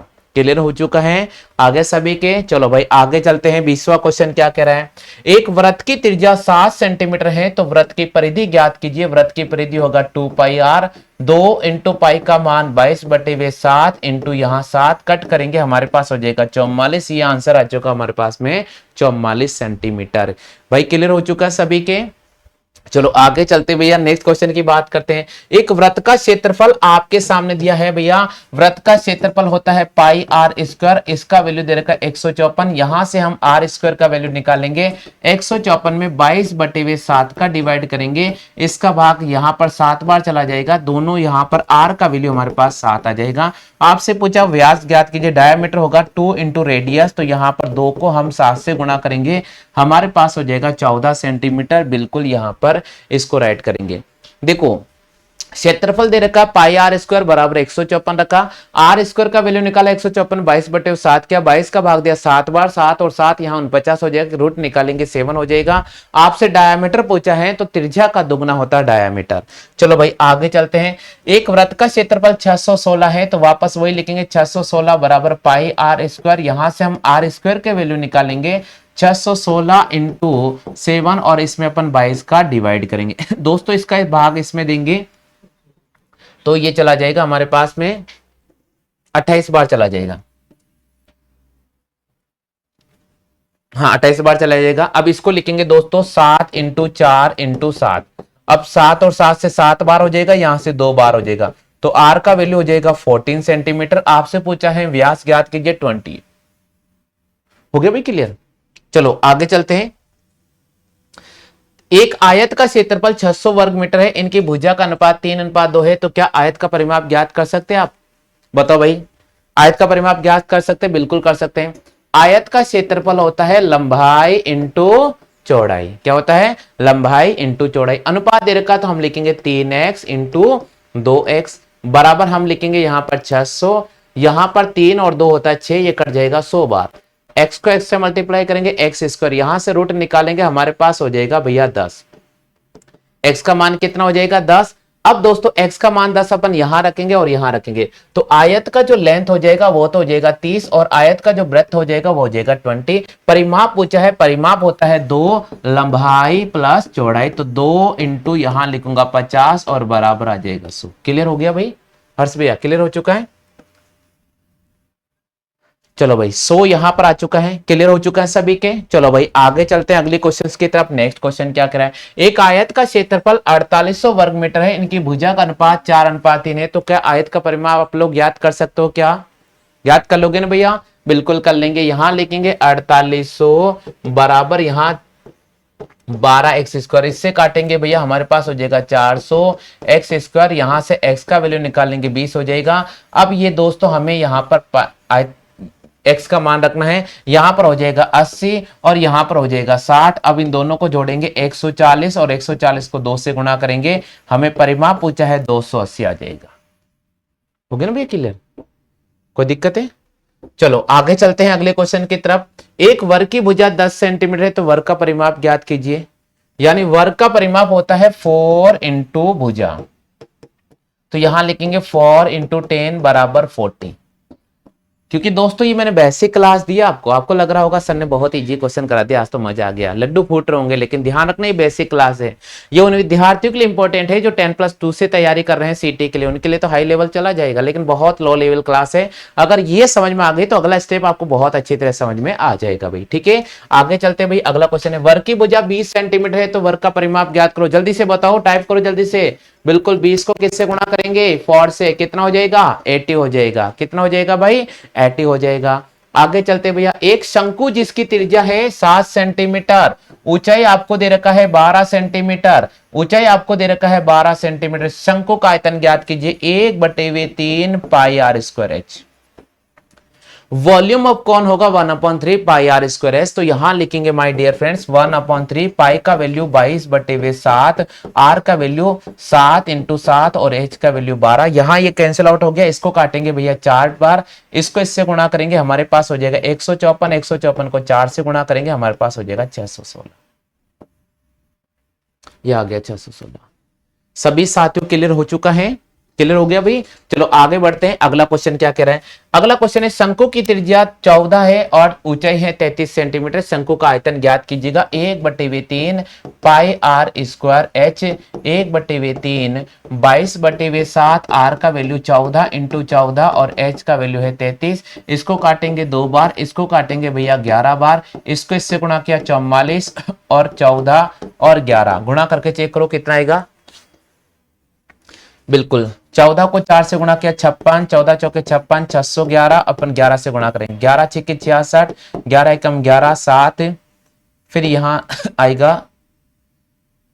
1, 11 छिक 66 67, बिल्कुल 6776। हो गया क्लियर? आगे भाई चलो भाई आगे चलते हैं। नेक्स्ट क्वेश्चन, 3 लगातार संख्याओं का औसत n है। पिछले बार एनटीपीसी पेपर हुआ था, यही क्वेश्चन था। 3 लगातार संख्याओं का औसत n है, यदि आगे की 2 संख्या जोड़ दी जाए तो बताओ औसत कितना हो जाएगा। मैं आपको बताता हूं ऐसे क्वेश्चन कैसे करेंगे। मैंने 3 संख्या 1 + 2 + 3 लिख दी, आगे की 2 संख्या जोड़ता हूं, मैंने लिखा 4 + 5। पहले मैं आपको इसको समझाऊंगा, इसका एवरेज निकालते हैं अपन। 3 और 2 कितना हो गया? 5, 5 और 1 कितना हो गया? 6, 6 में 3 का भाग करेंगे, हमारे पास कितना हो जाएगा? 6 में 3 का भाग करने पर 2 हो जाएगा।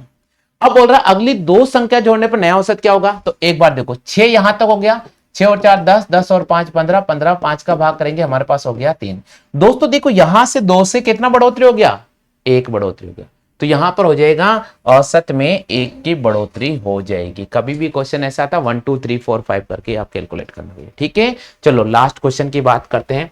तीन संख्याओं का अनुपात आपको दे रखा है, इन संख्याओं का गुणनफल आपको दे रखा है, आपसे पूछ रहा संख्या ज्ञात कीजिए। माय डियर फ्रेंड्स, ये क्वेश्चन मैं आपको क्विज के रूप में दे रहा हूं, क्योंकि जब इतने क्वेश्चन मैंने आपको करा दिए हैं तो शायद ये क्वेश्चन आ जाना चाहिए, फिर भी नहीं आएगा तो इंतजार कीजिए, अगली क्लास आपके सामने आ जाएगी, उसमें जरूर इसका सोल्यूशन मिल जाएगा। क्लास कैसी लगे इसके बारे में जरूर कमेंट कीजिए। उम्मीद तो करता हूं दोस्तों आपको आज का वीडियो बहुत अच्छी तरह समझ में आ गया होगा।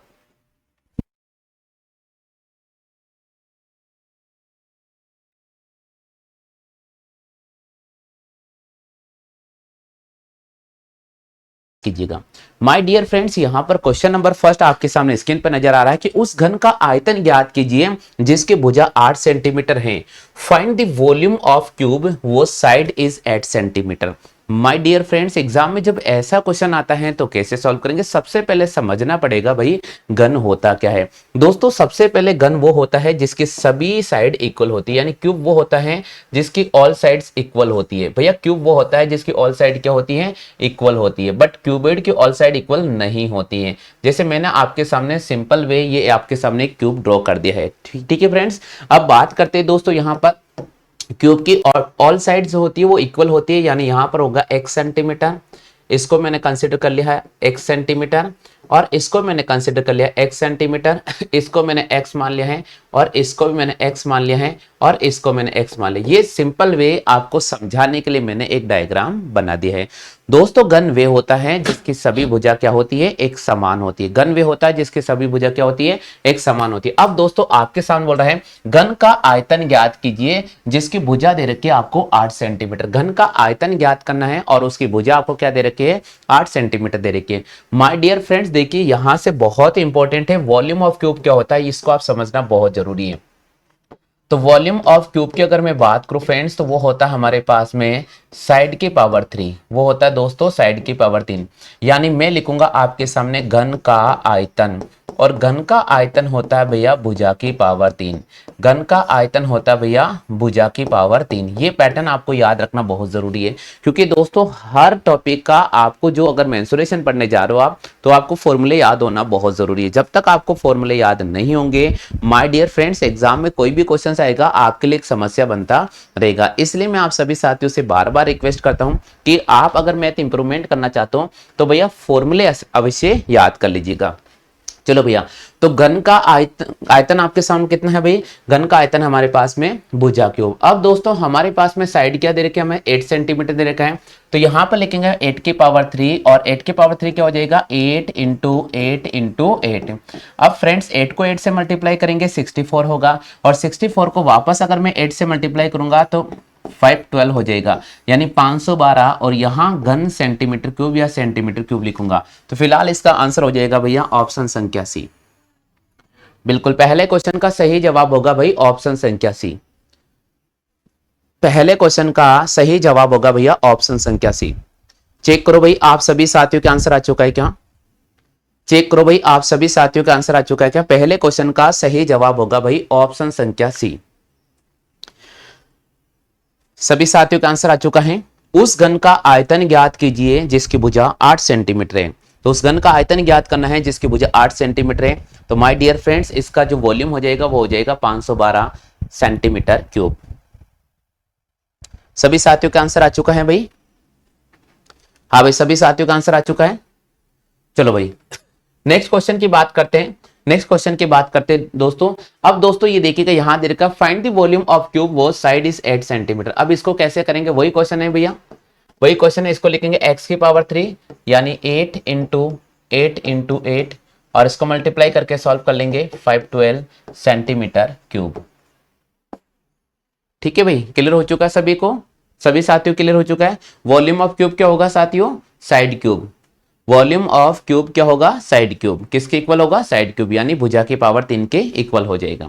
चलिए भैया आगे चलते हैं, अगले क्वेश्चन की बात करते हैं। नेक्स्ट क्वेश्चन, अगला क्वेश्चन आपके सामने स्क्रीन पर आ रहा है। क्वेश्चन को पढ़ लेते भाई। क्वेश्चन क्या कह रहा है? उस घन का आयतन ज्ञात कीजिए जिसकी भुजा है 10 सेंटीमीटर। उस घन का आयतन ज्ञात कीजिए जिसकी भुजा आपको दे रखी है 10 centimetre. Find the volume of cube वो साइड इज 10 सेंटीमीटर। उस घन का आयतन ज्ञात कीजिए जिसकी भुजा 10 सेंटीमीटर दे रखी है। उस घन का आयतन ज्ञात कीजिए जिसकी भुजा 10 सेंटीमीटर दे रखी है। Find the volume of cube वो साइड इज 10 सेंटीमीटर। हाँ भाई रिप्लाई करो, आंसर क्या होगा? उस घन का आयतन ज्ञात कीजिए जिसकी भुजा 10 सेंटीमीटर है। बिल्कुल दोस्तों, इसका आंसर क्या होगा? यहां देखिए, वॉल्यूम ऑफ क्यूब क्या होता है इसको आप समझना बहुत जरूरी है। तो वॉल्यूम ऑफ क्यूब क्या होगा माय डियर फ्रेंड्स? वो होगा साइड की पावर 3। क्या होगा? साइड की पावर 3, यानी घन का आयतन। और घन का जो आयतन होता है, घन का जो आयतन होता है वो होता है भैया भुजा की पावर 3। यहां लिखा मैंने भुजा की पावर 3। अब दोस्तों आपको साइड की वैल्यू क्या दे रखी है? साइड की वैल्यू आपको 10 दे रखी है, तो हम यहां पर 10 की पावर 3 लगा देंगे। और 10 की पावर 3 क्या होगा दोस्तों? 10 इंटू 10 इंटू 10। अब दोस्तों इन सबको मल्टीप्लाई करेंगे, हमारे पास हो जाएगा 1000। कितना हो जाएगा? 1000। अब दोस्तों सभी साइड जो आपको सेंटीमीटर में दे रखी है, किस में दे रखी है? सेंटीमीटर। तो ये भी सेंटीमीटर में है, ये भी सेंटीमीटर में और ये भी सेंटीमीटर में है। तो फ्रेंड्स इसको लिखेंगे अपन सेंटीमीटर की पावर क्यूब। इसको लिखेंगे फ्रेंड्स सेंटीमीटर की पावर क्यूब। चलिए भैया, क्लियर हो चुका है सभी के?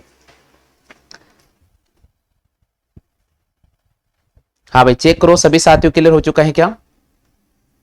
चेक करो, सभी साथियों क्लियर हो चुका है? उस घन का आयतन ज्ञात कीजिए जिसकी भुजा 10 सेंटीमीटर है। उस घन का आयतन ज्ञात कीजिए जिसकी भुजा 10 सेंटीमीटर है। तो फ्रेंड्स इसका आंसर आ जाएगा हमारे पास में 1000 घन सेंटीमीटर। 1000 घन सेंटीमीटर। यहां पर हमें राइट करना होगा ए ऑप्शन को। बिल्कुल यहां पर हमें राइट करना होगा ए ऑप्शन को। यहां पर इस क्वेश्चन का सही जवाब होगा भाई ऑप्शन संख्या ए। चेक करो भाई, सभी साथियों के आंसर आ चुका है क्या? ऑप्शन संख्या ए। चेक कीजिए, सभी साथियों के आंसर आ चुके हैं क्या? ऑप्शन संख्या ए।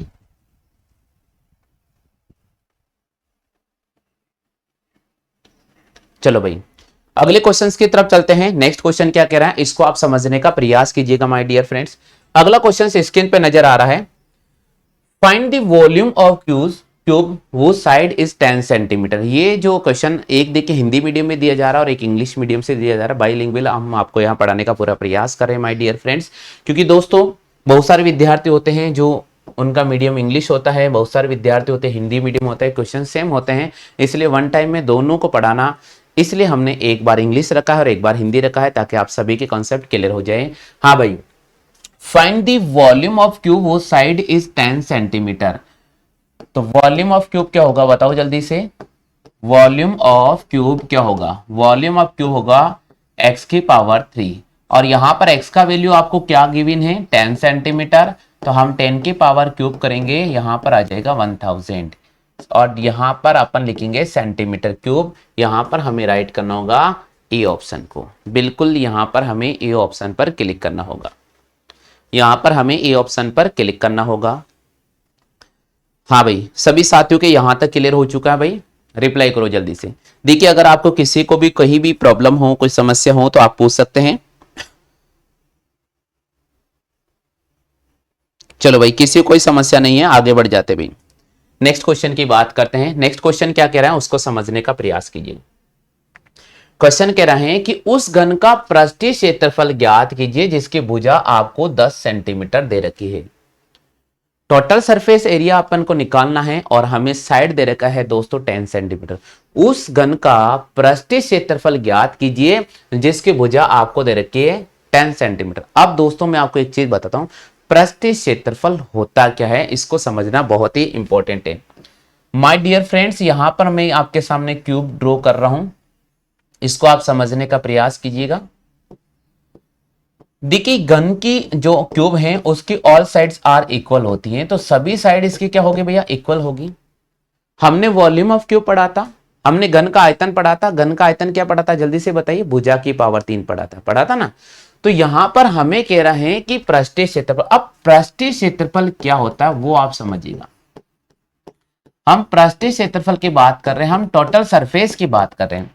तो घन का जो पृष्ठीय क्षेत्रफल होता है वो होता है 6 इंटू भुजा स्क्वायर। क्या होगा my dear friends? 6 into side square. घन का जो पृष्ठीय क्षेत्रफल होता है वो होता है 6 इंटू भुजा स्क्वायर। घन का पृष्ठीय क्षेत्रफल क्या होता है? 6 इंटू भुजा स्क्वायर यानी 6 इंटू साइड स्क्वायर। अब दोस्तों समझने का प्रयास कीजिए, यहां मैंने लिखा 6 इंटू 10 का स्क्वायर करेंगे और 10 का स्क्वायर कितना होता है 100 और इसको इससे मल्टीप्लाई करेंगे यहां पर हो जाएगा 600। अब समझने का प्रयास कीजिएगा यहां हमें यूनिट क्या यूज करना पड़ेगा, ये क्वेश्चन बहुत इंपॉर्टेंट है। यहां हमें यूनिट यूज करना होगा। यहां दोस्तों अगर आपको सेंटीमीटर में दे रखा है तो हम यहां लिखेंगे सेंटीमीटर स्क्वायर। फिलहाल आंसर हो जाएगा 600 वर्ग सेंटीमीटर। 600 वर्ग सेंटीमीटर आंसर हो जाएगा 600 वर्ग सेंटीमीटर। चेक करो भाई सभी साथियों का आंसर आ चुका है क्या 600 वर्ग सेंटीमीटर। चेक करो भाई सभी साथियों का आंसर आ चुका है 600 वर्ग सेंटीमीटर। रिप्लाई करो जल्दी से। हाँ भाई सभी साथियों का आंसर आ चुका है 600 वर्ग सेंटीमीटर। चलो भाई आगे बढ़ जाते हैं अगले क्वेश्चंस की तरफ। नेक्स्ट क्वेश्चन क्या कह रहा है इसको आप समझने का प्रयास कीजिएगा। अगला क्वेश्चन क्या कह रहा है इसको अपन मैं समझाता हूं माय डियर फ्रेंड्स। यहां क्या क्वेश्चन कह रहा है, find the total surface area of cube whose side is 10 centimetre. दोस्तों हमें टोटल सरफेस एरिया निकालना है क्यूब का और उसका साइड हमें 10 सेंटीमीटर दे रखा है। तो इस क्वेश्चन को कैसे सॉल्व करेंगे, यहां देखिएगा total surface area, total surface area of cube, total surface area of cube equal to side की पावर 3। तो यहां लिखेंगे हम 10 की पावर 3 और 10 की पावर 3 होगा 1000 और ये हो जाएगा फ्रेंड्स सेंटीमीटर क्यूब। बिल्कुल ये आंसर इसका आ चुका है। Find the total surface area of the cube, find the total surface area of the cube whose side is 10 centimetre. तो total surface area of cube क्या होगा, उसका साइड क्या होगा। तो दोस्तों अपन यहां पर 10 की पावर क्यूब लिखेंगे और 10 की पावर क्यूब हो जाएगा यहां पर 1000 और 1000 सेंटीमीटर क्यूब। आंसर हो जाएगा भैया हमें यहां पर ए ऑप्शन पर क्लिक करना होगा। हाँ भाई सभी साथियों क्लियर हो चुका है, सभी साथियों के यहां तक क्लियर हो चुका है भाई। जल्दी से बताइए भाई यहां तक सभी साथियों क्लियर हो चुका है क्या।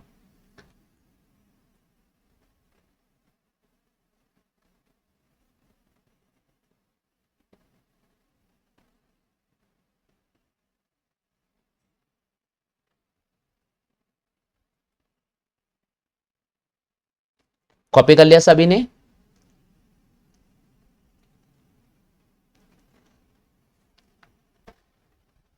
सभी साथियों ने कॉपी कर लिया क्या भाई।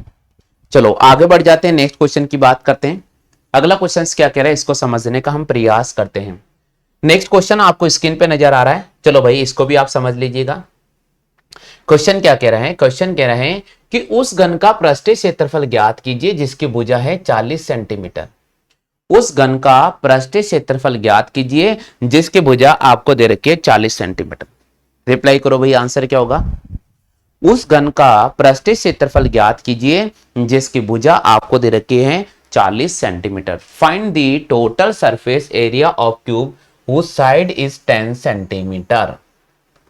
उस घन का पृष्ठीय क्षेत्रफल ज्ञात कीजिए जिसकी भुजा आपको दे रखी है 40 सेंटीमीटर। कितनी दे रखी है भैया 40 सेंटीमीटर। बिल्कुल यहां पर जवाब करने का प्रयास करें भाई आंसर क्या होगा। जल्दी से रिप्लाई करने का प्रयास करें भाई आंसर क्या होगा। उस घन का पृष्ठीय क्षेत्रफल ज्ञात कीजिए जिसकी भुजा 40 सेंटीमीटर है। 6 इंटू साइड स्क्वायर,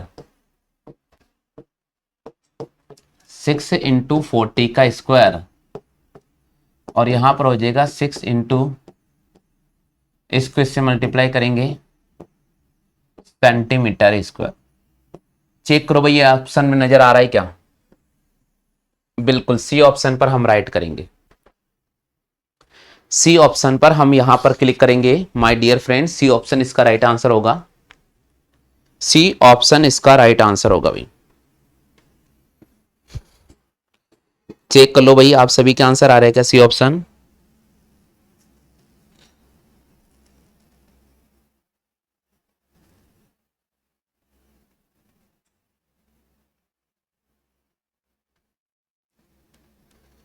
हाँ भाई सभी साथियों का आंसर आ रहा है। क्लियर हो चुका है सभी के? यहां बोल रहे हैं कि टोटल सरफेस एरिया हमें निकालना है, तो टोटल सरफेस एरिया होगा 6 इंटू साइड स्क्वायर। क्या होगा? 6 इंटू साइड स्क्वायर।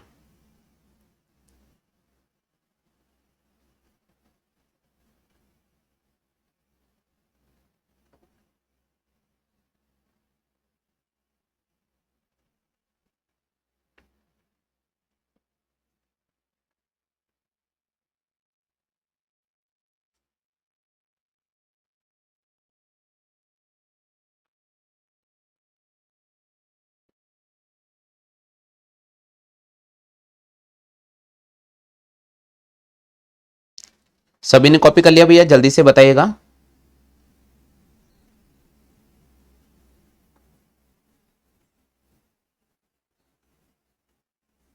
क्या बात है। चलिए भाई आगे बढ़ जाते हैं अगले क्वेश्चन की तरफ। नेक्स्ट क्वेश्चन क्या बोल रहे हैं? नेक्स्ट क्वेश्चन क्या कह रहे हैं समझने का प्रयास कीजिए। हाँ भाई, जो साथी हैं उनके लिए क्वेश्चन आ रहा है स्क्रीन पर, रिप्लाई करो भाई। इसका आंसर क्या होगा? Find the total surface area of cube whose side is 10 centimetre. ये तो अपन ने कर लिया था ना, ये तो कर लिया था अपन ने। 40 है ना, 40 कर देता हूं। तो 6 इंटू 40 का हम स्क्वायर करेंगे। 6 इंटू और इसको इससे मल्टीप्लाई करेंगे। 9600 सेंटीमीटर स्क्वायर। यहां पर हम ए सी ऑप्शन पर राइट क्लिक करेंगे। ऑप्शन संख्या इसका सी आंसर हो जाएगा भाई। चेक करो भाई सभी के आंसर आ रहा है क्लियर? चलो भाई नेक्स्ट क्वेश्चन की बात करते हैं। अगला क्वेश्चन क्या कह रहा है? उस घन का विकर्ण ज्ञात करना है। Find the diagonal of the cube whose side is 10 centimetre. उस घन का विकर्ण ज्ञात कीजिए जिसकी भुजा आपको दे रखी है 10 centimetre. My dear friends, exam में जब ऐसा क्वेश्चन आ जाता है तो कैसे सॉल्व करेंगे, यहां समझने का प्रयास कीजिएगा। सबसे पहले हमें डायगोनल की बात करनी होगी। डायगोनल होता क्या है इसको समझना बहुत जरूरी है। मैंने आपके सामने ये क्यूब्स ड्रॉ किया है और इस क्यूब में डायगोनल कौन होगा इसको आप समझने का प्रयास करना माय डियर फ्रेंड्स। अगर फ्रेंड्स मैं इस कॉर्नर से इस कॉर्नर तक एक सीधी रेखा बना दूं, अगर फ्रेंड्स मैं इस कॉर्नर से इस कॉर्नर तक एक सीधी रेखा बना दूं, तो ये जो सीधी रेखा जा रही है ये डायगोनल है। ये डायगोनल है जिसे हम विकर्ण बोलते हैं। क्या बोलते हैं? विकर्ण बोलते हैं। अब दोस्तों आपको बिल्कुल भी नहीं रटना है कि भाई मुझे घन का विकर्ण का फॉर्मूला कैसे याद रखना, बिल्कुल भी रिटर्न नहीं रटना है। आप इसको समझे।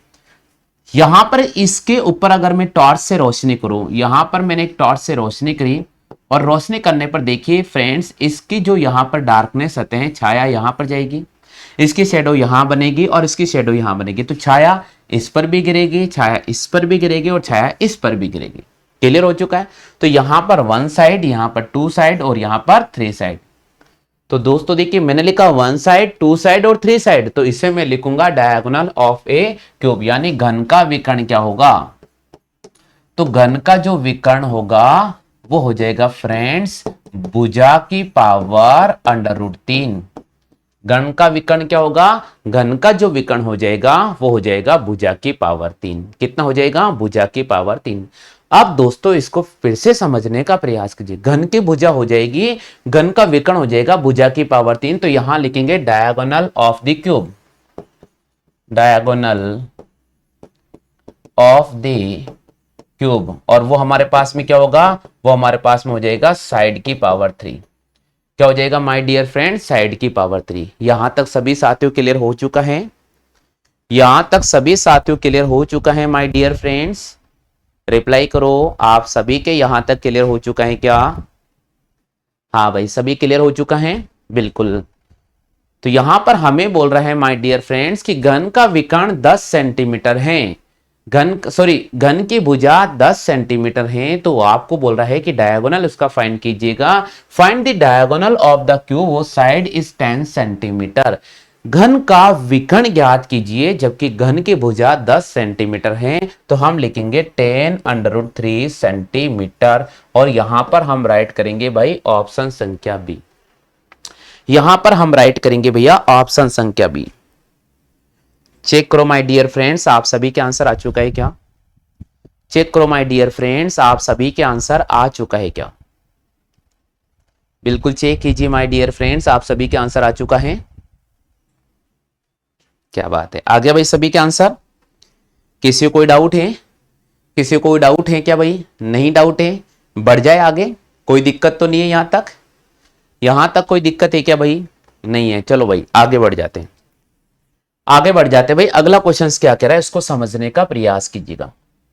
नेक्स्ट क्वेश्चन आपके सामने स्क्रीन पे नजर आ रहा है। Find the diagonal of the cube whose side is 10 centimetre.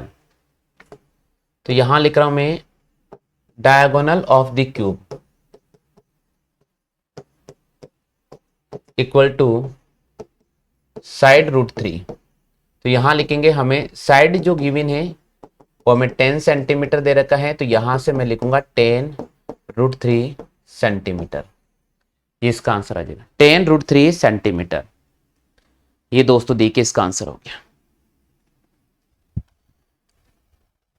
बिल्कुल चेक करो भाई, आप सभी के आंसर आ चुका है क्या? चेक करो भाई, आप सभी के आंसर आ चुका है क्या?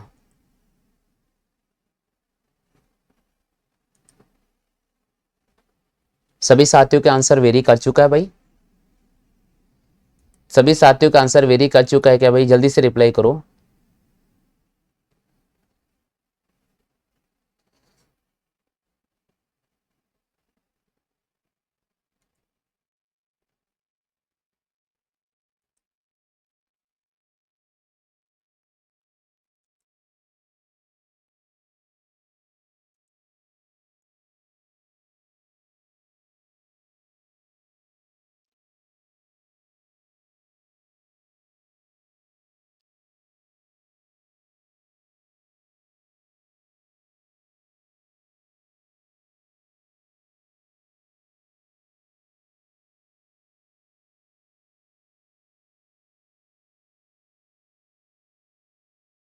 सभी साथियों क्लियर हो चुका भाई?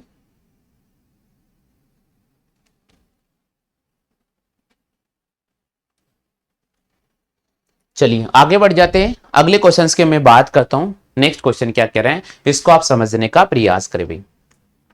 अगला क्वेश्चन आपके सामने स्क्रीन पर है और सभी विद्यार्थी इसका अवश्य रिप्लाई करेंगे भाई। नेक्स्ट क्वेश्चन आपके सामने स्क्रीन पर है और सभी मेरे प्यारे प्यारे साथी हैं जो इस क्वेश्चन का रिप्लाई करेंगे भाई। जल्दी से रिप्लाई कीजिए भाई, जितने भी विद्यार्थी लाइव पर हैं सभी से मैं निवेदन कर रहा हूं, रिप्लाई करो भाई।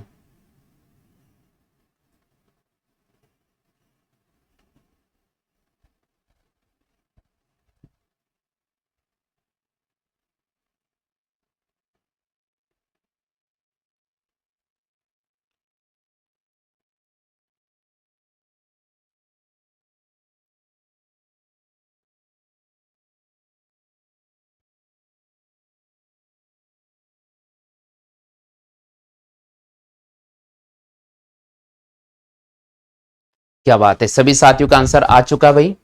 सभी साथियों का आंसर आ चुका है। चलो भाई बिल्कुल यहां पर हो जाएगा माय डियर फ्रेंड्स 12√3। कितने साथियों का आंसर आ गया है? बिल्कुल, घन का विकर्ण क्या होता है भाई? घन का जो विकर्ण होता है वो हमारे पास में होता है भुजा की पावर √3 और यहां लिखेंगे 12√3। ये लिखा मैंने आपके सामने 12√3। ये लिखा मैंने आपके सामने 12√3। सभी साथियों के आंसर आ चुका है भाई? हाँ भाई सभी साथियों का आंसर आ चुका है क्या? रिप्लाई करो जल्दी से।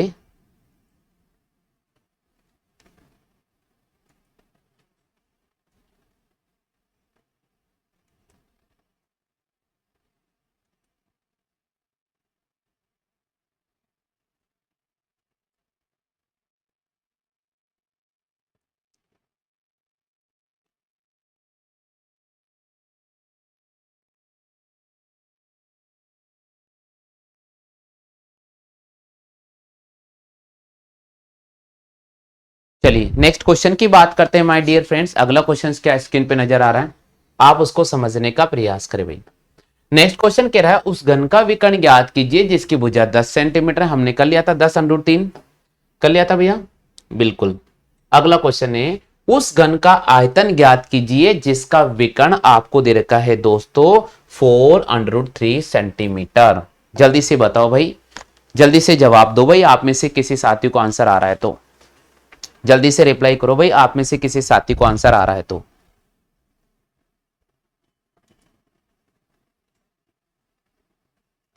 देखते भाई कितने साथियों का सही जवाब हो पाता है।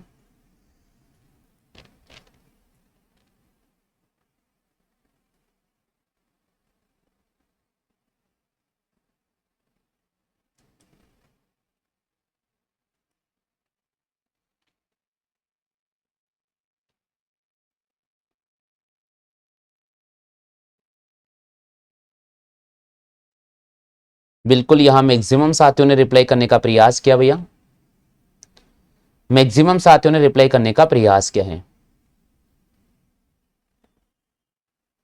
चलो भाई, बिल्कुल मैक्सिमम साथियों ने रिप्लाई करने का प्रयास किया है।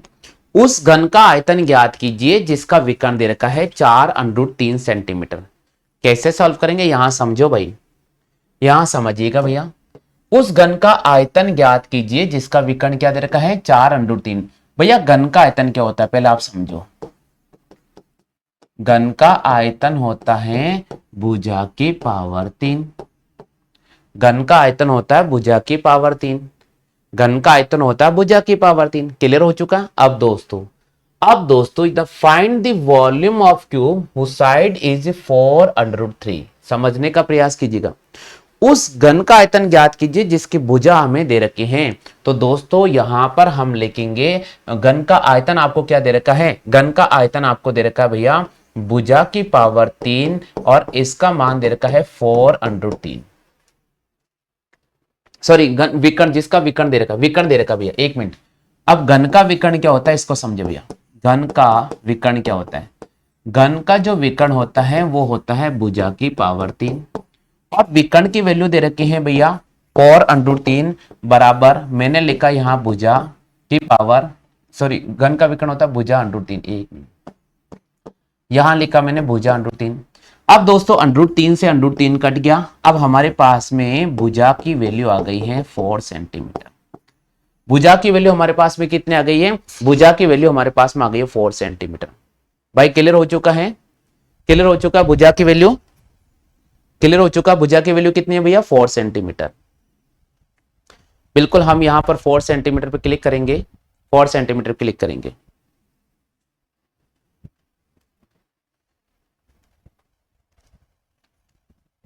हाँ भाई क्लियर हो चुका है। अब दोस्तों आपको आयतन निकालना है। बिल्कुल भुजा की वैल्यू यहां रख दीजिएगा, यहां रख दीजिएगा 4 की पावर 3 कितना हो जाएगा 64 हो जाएगा। तो 64 पर राइट करेंगे। भाई अगर किसी को समझ में नहीं आ रहा तो पूछ लीजिएगा। बिल्कुल क्वेश्चन कॉपी कर लीजिएगा। किसी साथियों को अगर कोई समझ में नहीं आ रहा है तो आप पूछ सकते हैं, बिल्कुल आप पूछ सकते हैं साथियों आंसर क्या होगा।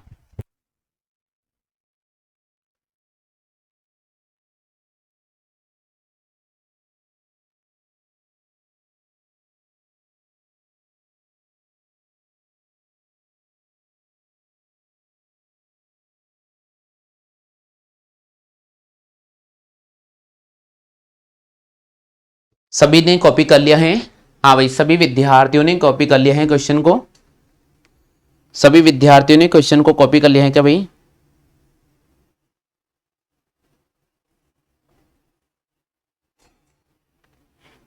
कर लिया सभी ने।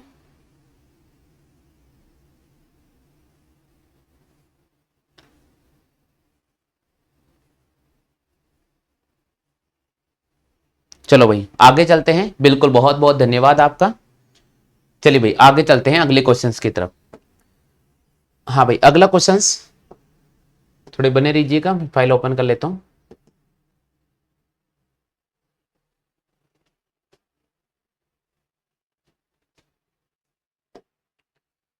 थोड़ा सा बने रहिए साथियों।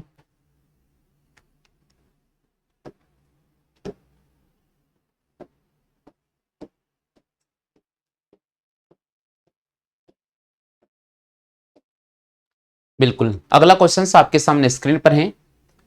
क्वेश्चन दे रखा उस घन का आयतन ज्ञात कीजिए जिसका विकर्ण आपको दे रखा है √12 centimetre, √12 centimetre. Find the volume of cube whose diagonal is √12 centimetre. निकालो भैया, जल्दी से निकालो।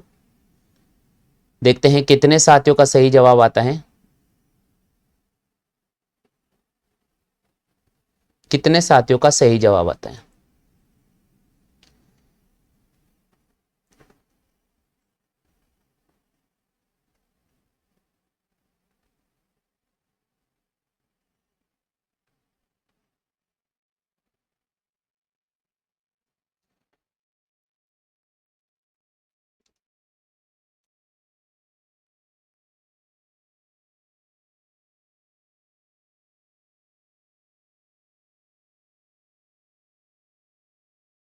बिल्कुल रिप्लाई करो भाई, जल्दी से। आंसर क्या होगा?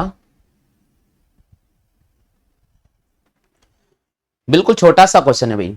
उस घन का आयतन ज्ञात कीजिए जिसका विकर्ण √12 सेंटीमीटर है। रिप्लाई करो। देखो दोस्तों कैसे निकालेंगे।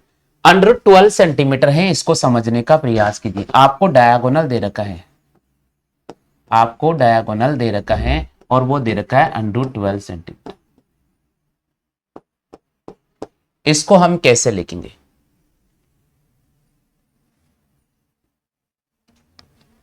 इसको हम कैसे लिखेंगे वो समझने का प्रयास करें। डायगोनल क्या होता है? डायगोनल होता है माय डियर फ्रेंड्स साइड की पावर √3 और यहां लिखेंगे अपन √12। अब इस √12 को मैं लिखूंगा माय डियर फ्रेंड्स 4 × 3 और यहां से 4 बाहर आ जाएगा तो ये हो जाएगा 2√3। इससे कैंसिल आउट हो गया, साइड का वैल्यू 2 हो गया और यहां पर साइड क्यूब हमें निकालना है तो ये हो जाएगा 8 सेंटीमीटर। यानी घन का आयतन क्या हो जाएगा? घन का आयतन हो जाएगा 8 सेंटीमीटर।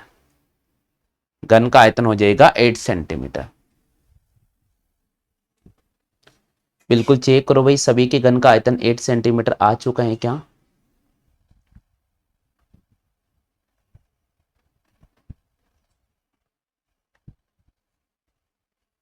चेक करो भाई, सभी के घन का आयतन 8 सेंटीमीटर है क्या?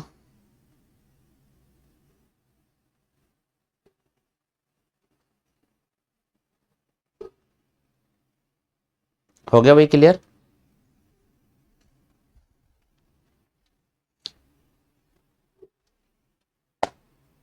चलो भाई अगले क्वेश्चंस की बात करते हैं। Next question, find the volume of the cube whose diagonal is 12 centimetre. निकाल लिया अपन ने। बिल्कुल, यहां लिखेंगे अपन साइड की पावर √3 इक्वल टू √12। इसको लिखेंगे साइड की पावर √3 इक्वल टू 4 × 3 और इसको सॉल्व करेंगे 2√3। √3 से √3 कैंसिल आउट हो जाएगा, साइड का वैल्यू हो जाएगा आपके पास में 2 सेंटीमीटर और हमें यहां से वॉल्यूम निकालना है। तो हमें पता होगा दोस्तों वॉल्यूम ऑफ जो क्यूब होता है वो होता है साइड की पावर क्यूब और यहां से हम 2 की पावर क्यूब करेंगे, हमारे पास में हो जाएगा 8 सेंटीमीटर। बिल्कुल चेक करो भाई आंसर आ चुका है क्या? चेक करो भाई आंसर आ चुका है क्या? चेक करो भाई आंसर आ चुका है क्या?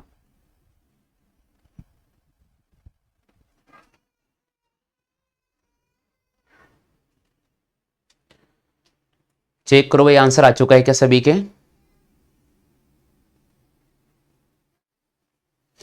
चलो भाई आगे बढ़ जाते हैं अगले क्वेश्चन की तरफ। नेक्स्ट क्वेश्चन है, तीन घन जैसी आकृति जिनका माप 6 सेंटीमीटर 8 सेंटीमीटर 10 सेंटीमीटर उनको पिघलाकर एक बड़ा घन बनाया जाता है। उनको पिघलाकर एक बड़ा घन बनाया जाता है। तो माय डियर फ्रेंड्स आपसे पूछ रहे हैं कि उस घन की भुजा ज्ञात कीजिएगा। बिल्कुल निकालने का प्रयास करें भाई, आंसर क्या होगा?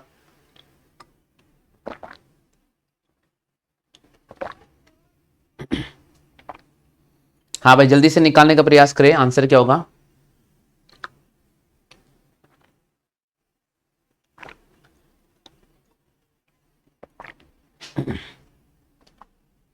रिप्लाई करो भाई जल्दी से, जल्दी से रिप्लाई करो भाई। तीन गन है जिसका मेजरमेंट माप दे रखा है। भाई यहां पर मैंने आपके सामने छोटे छोटे 3 गन बना दिए। ये पहला गन है, इसी प्रकार ये दूसरा गन है और इसी प्रकार ये आपके पास में तीसरा घन है। ये मैंने छोटे छोटे 3 घन बना दिए। 3 घनों को पिघलाकर एक बड़ा घन बनाया जाता है। इसकी भुजा है 6 सेंटीमीटर, इसके 8 सेंटीमीटर और इसकी है 10 सेंटीमीटर। इनको पिघलाकर एक बड़ा घन बनाया जाता है। तो माय डियर फ्रेंड्स, इस क्वेश्चन को हम कैसे सॉल्व करेंगे, यहां समझने का प्रयास करें, यहां समझने का प्रयास करें। बिल्कुल, इसको अपन कैसे सॉल्व करेंगे, यहां समझने का प्रयास करें। दोस्तों, जब भी किसी भी 2 या 2 से अधिक घनों को पिघलाया जाता है और एक बड़ा घन बनाया जाता है तो सबका आयतन इक्वल होगा। हमेशा ध्यान रखिएगा, सबका आयतन क्या होगा, इक्वल होगा। तो दोस्तों, इसका आयतन हो जाएगा हमारे पास में 216, इसका वॉल्यूम हो जाएगा दोस्तों 512 और इसका वॉल्यूम हो जाएगा दोस्तों 1000। अगर मैं इन सभी को जोड़ूंगा तो हमारे पास आ जाएगा 1728 और ये 1728 उस बड़े घन का आयतन होगा, इसलिए मैं लिखूंगा भुजा क्यूब। और यहां से अगर मैं साइड की वैल्यू निकालूंगा तो यहां से हो जाएगा दोस्तों 1728। कौन सी संख्या क्यूब है भैया, 1728 संख्या 12 का क्यूब है। तो उस बड़े घन की भुजा कितनी होगी, उस बड़े घन की भुजा हो जाएगी 12 सेंटीमीटर। उस बड़े घन की भुजा क्या होगी, उस बड़े घन की भुजा हो जाएगी 12 सेंटीमीटर। क्या होगी माय डियर फ्रेंड्स, 12 सेंटीमीटर। बिल्कुल, उस बड़े घन की भुजा हमारे पास में हो जाएगी 12 सेंटीमीटर। हम यहां पर 12 सेंटीमीटर को राइट करेंगे। क्या आप सभी साथियों के क्लियर हो चुका है भाई? क्या आप सभी साथियों क्लियर हो चुका है क्या भाई? रिप्लाई करो। सभी साथियों क्लियर हो चुका भाई क्वेश्चन? कोई दिक्कत नहीं है, आगे बढ़ जाते भाई, आगे बढ़ जाते अगले क्वेश्चन की तरफ। यहां पर ये क्वेश्चन है, if 3 cube like shape whose dimension are 6 centimetre, 8 centimetre, 10 centimetre are made into a big cube, then the side of the cube will be. बिल्कुल वही क्वेश्चन कह रहा है कि 3 छोटे छोटे घन हैं, उनको आपस में पिघलाकर एक बड़ा घन बनाया जाता है। तो जो बड़ा घन मिलेगा उसका साइड क्या होगा, जो बड़ा घन बनेगा उसका साइड हो जाएगा 12 सेंटीमीटर क्यूब। कैसे होगा माय डियर फ्रेंड्स, जब एग्जाम में इस प्रकार के क्वेश्चंस आते हैं तो हम करेंगे, पहले घन की यहां से वॉल्यूम निकालेंगे, प्लस हम दूसरे घन का वॉल्यूम निकालेंगे, प्लस हम तीसरे घन का वॉल्यूम निकालेंगे, और ये बराबर होगा जो बड़ा घन बनेगा, ये बराबर होगा जो बड़ा घन बनेगा उसके वॉल्यूम के इक्वल होगा।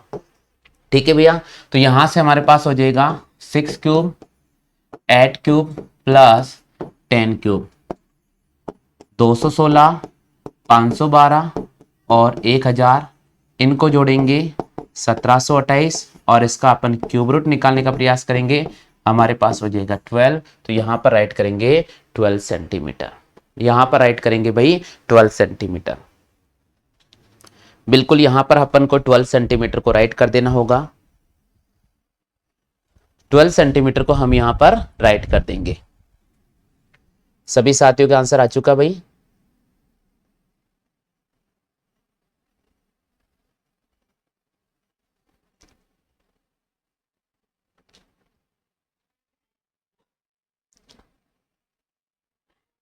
हाँ भाई, सभी साथियों का आंसर आ चुका है क्या?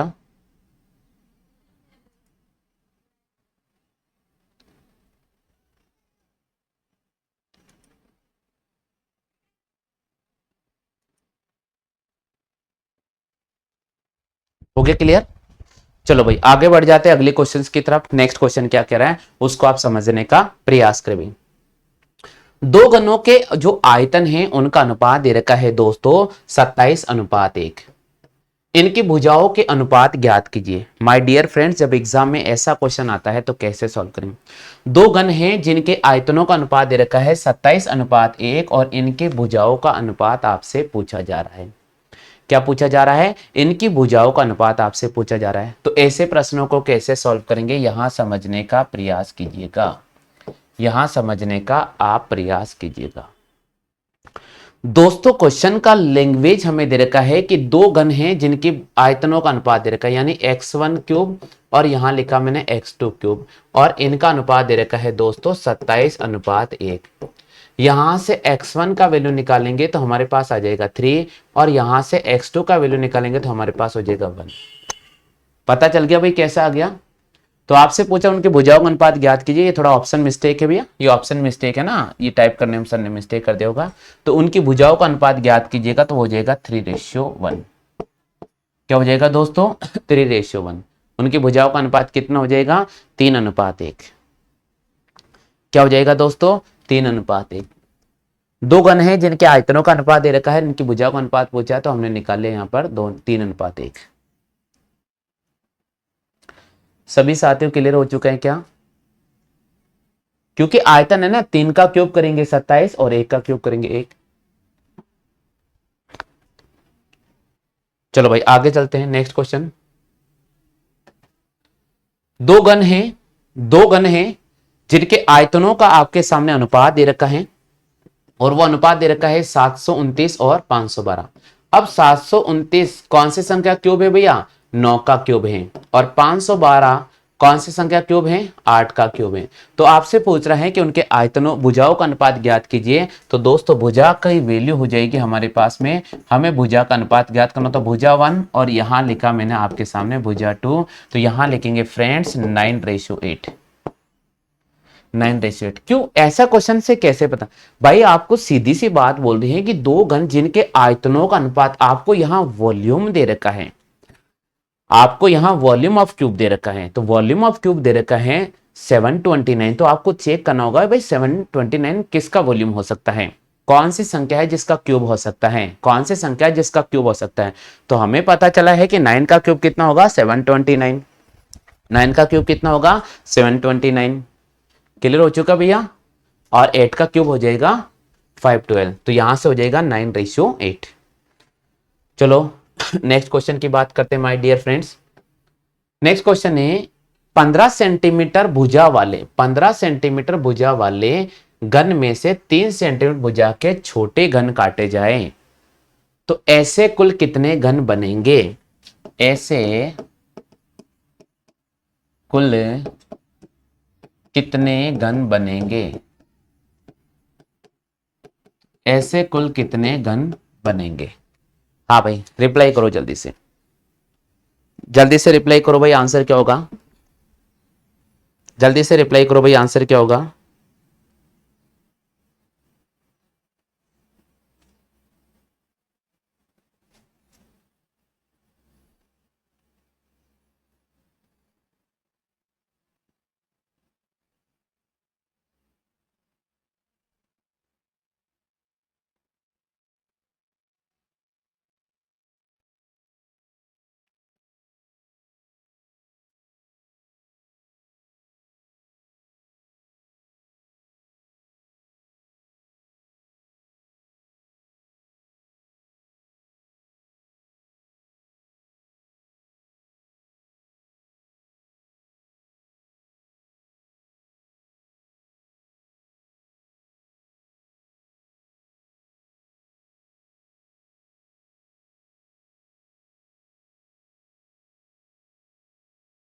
हाँ भाई यहां तक सभी के क्लियर हो चुका है भाई?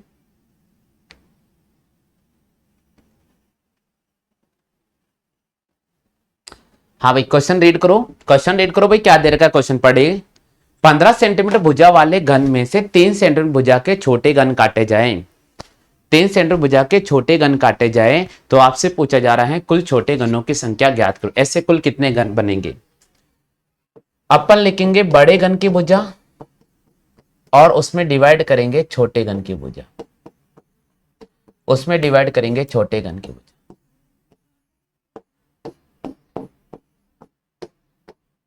बस ऑप्शन में आंसर चेक कर लेंगे, ऑप्शन में आंसर चेक करेंगे। बड़े घन की भुजा में हम छोटे घन की भुजा का डिवाइड करेंगे, बड़े घन की भुजा में हम छोटे घन की भुजा का डिवाइड करेंगे, ऑप्शन में आंसर चेक कर लेंगे, ऑप्शन में आंसर चेक कर लेंगे।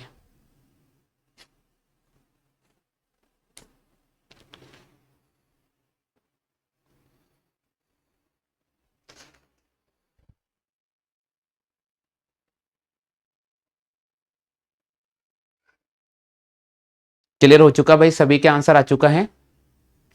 बड़े घन की भुजा में छोटे घन की भुजा का डिवाइड करेंगे, ऑप्शन में आंसर चेक कर लेंगे। बिल्कुल। How many cube of side 3 centimetre can be cut from the A cube of side 15 centimetre.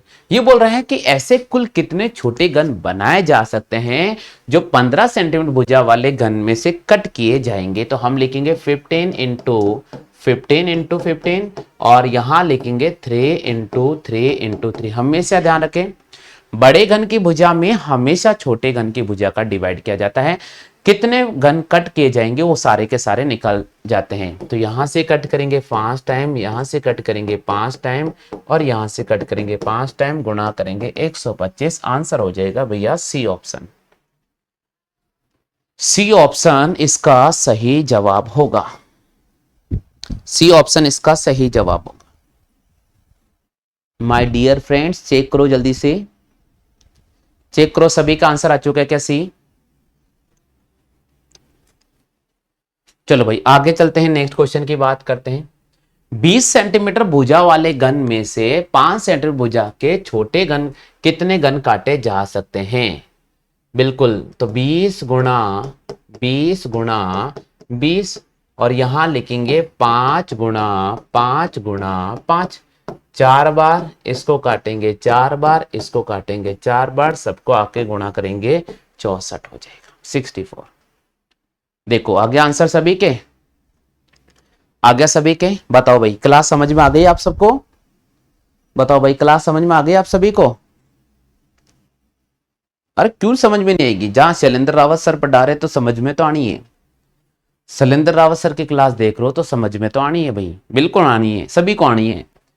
जो नहीं पढ़े उनको भी आ जानी है। अपना तो मंत्र ही ऐसा है, नहीं पढ़े उसको भी आ जाता है समझ। उस घन का आयतन ज्ञात कीजिए जिसका पृष्ठीय क्षेत्रफल 54 वर्ग इकाई हो। रिप्लाई करो भाई। उस घन का आयतन ज्ञात कीजिए जिसका टोटल सरफेस एरिया हमें दे रखा है 54 वर्ग। हाँ भाई, पृष्ठीय क्षेत्रफल क्या होता है ये बताओ जल्दी से, अभी अपन ने बात किया था। पृष्ठीय क्षेत्रफल क्या होता है जल्दी से बताइएगा। पृष्ठीय क्षेत्रफल होता है 6 इंटू साइड स्क्वायर। तो यहां हमें दे रखा है 54, 6 इंटू भुजा स्क्वायर, 6 से काटेंगे 9 बार, भुजा स्क्वायर की वैल्यू आ जाएगी 9, भुजा की वैल्यू निकालेंगे हमारे पास हो जाएगा 3। ये भुजा की वैल्यू 3 आ गई। अब आपको बोल रहे हैं उस घन का आयतन ज्ञात कीजिए। 3 का क्यूब क्या होगा? 27। 3 का क्यूब क्या हो जाएगा? 27, क्योंकि आयतन अपन ने पढ़ लिया था। हाँ भाई सभी क्लियर हो चुका है? घन का आयतन क्या होता है? भुजा की पावर 3।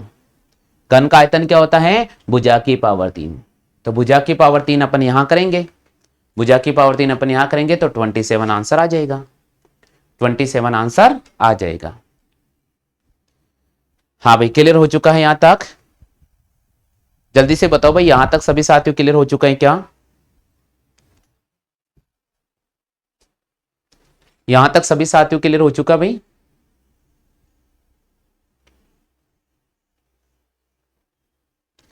चलो भाई आगे चलते हैं, नेक्स्ट क्वेश्चन की बात अपन कर लेते हैं। नेक्स्ट क्वेश्चन क्या बोल रहे हैं अपन को?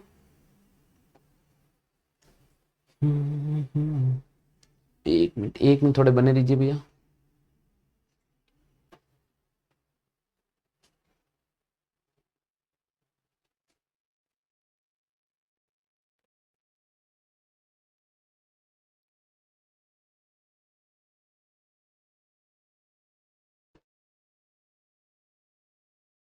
बिल्कुल, अगला क्वेश्चन है उस घन का आयतन ज्ञात कीजिए जिसका पृष्ठीय क्षेत्रफल है भैया 96।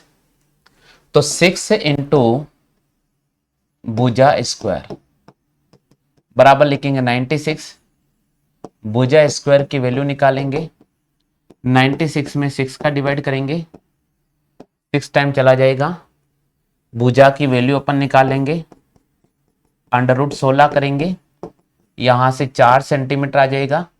और आपसे पूछा है कि आयतन ज्ञात कीजिए, तो घन का आयतन क्या होगा भैया? घन का आयतन होगा भुजा की पावर 3, 4 गुणा 4, 64 सेंटीमीटर क्यूब। बिल्कुल डी ऑप्शन पर क्लिक करेंगे। डी ऑप्शन पर क्लिक करेंगे, 64 सेंटीमीटर क्यूब। डी ऑप्शन पर क्लिक करेंगे माय डियर फ्रेंड्स, यहां पर डी ऑप्शन इसका राइट आंसर होगा।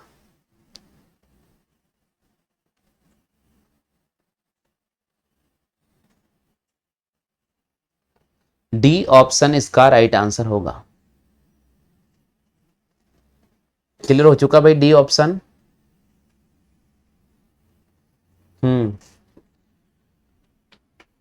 जल्दी से बताइए, डी ऑप्शन आंसर आ चुका भाई?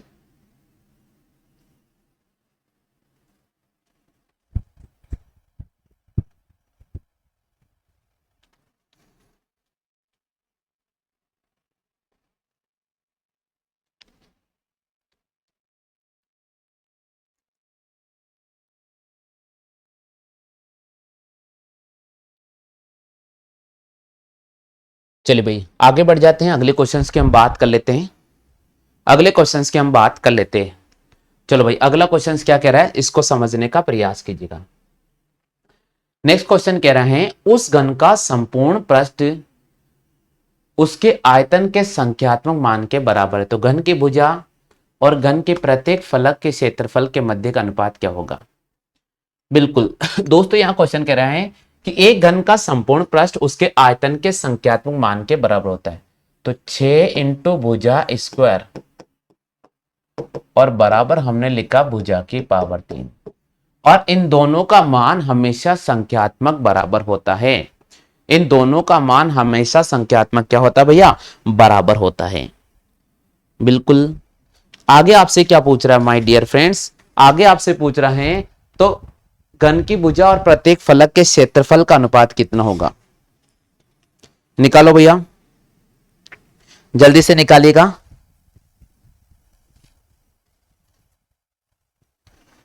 घन की भुजा और प्रत्येक फलक के क्षेत्रफल का अनुपात क्या होगा? यहां से हम क्या करेंगे, यहां से हम निकालेंगे 6 इक्वल टू भुजा। अब बात करते हैं भुजा स्क्वायर और भुजा का अनुपात, आपसे अंतर पूछा भैया। तो 6 का स्क्वायर 36 माइनस 6 यहां पर आ जाएगा 30। None of the above more than one of the above. बिल्कुल ऑप्शन नंबर ई पर हम क्लिक करेंगे। ऑप्शन नंबर ई पर हम क्लिक करेंगे। ऑप्शन नंबर ई पर हम क्लिक करेंगे। बिल्कुल यहां पर ऑप्शन नंबर ई हो जाएगा भैया।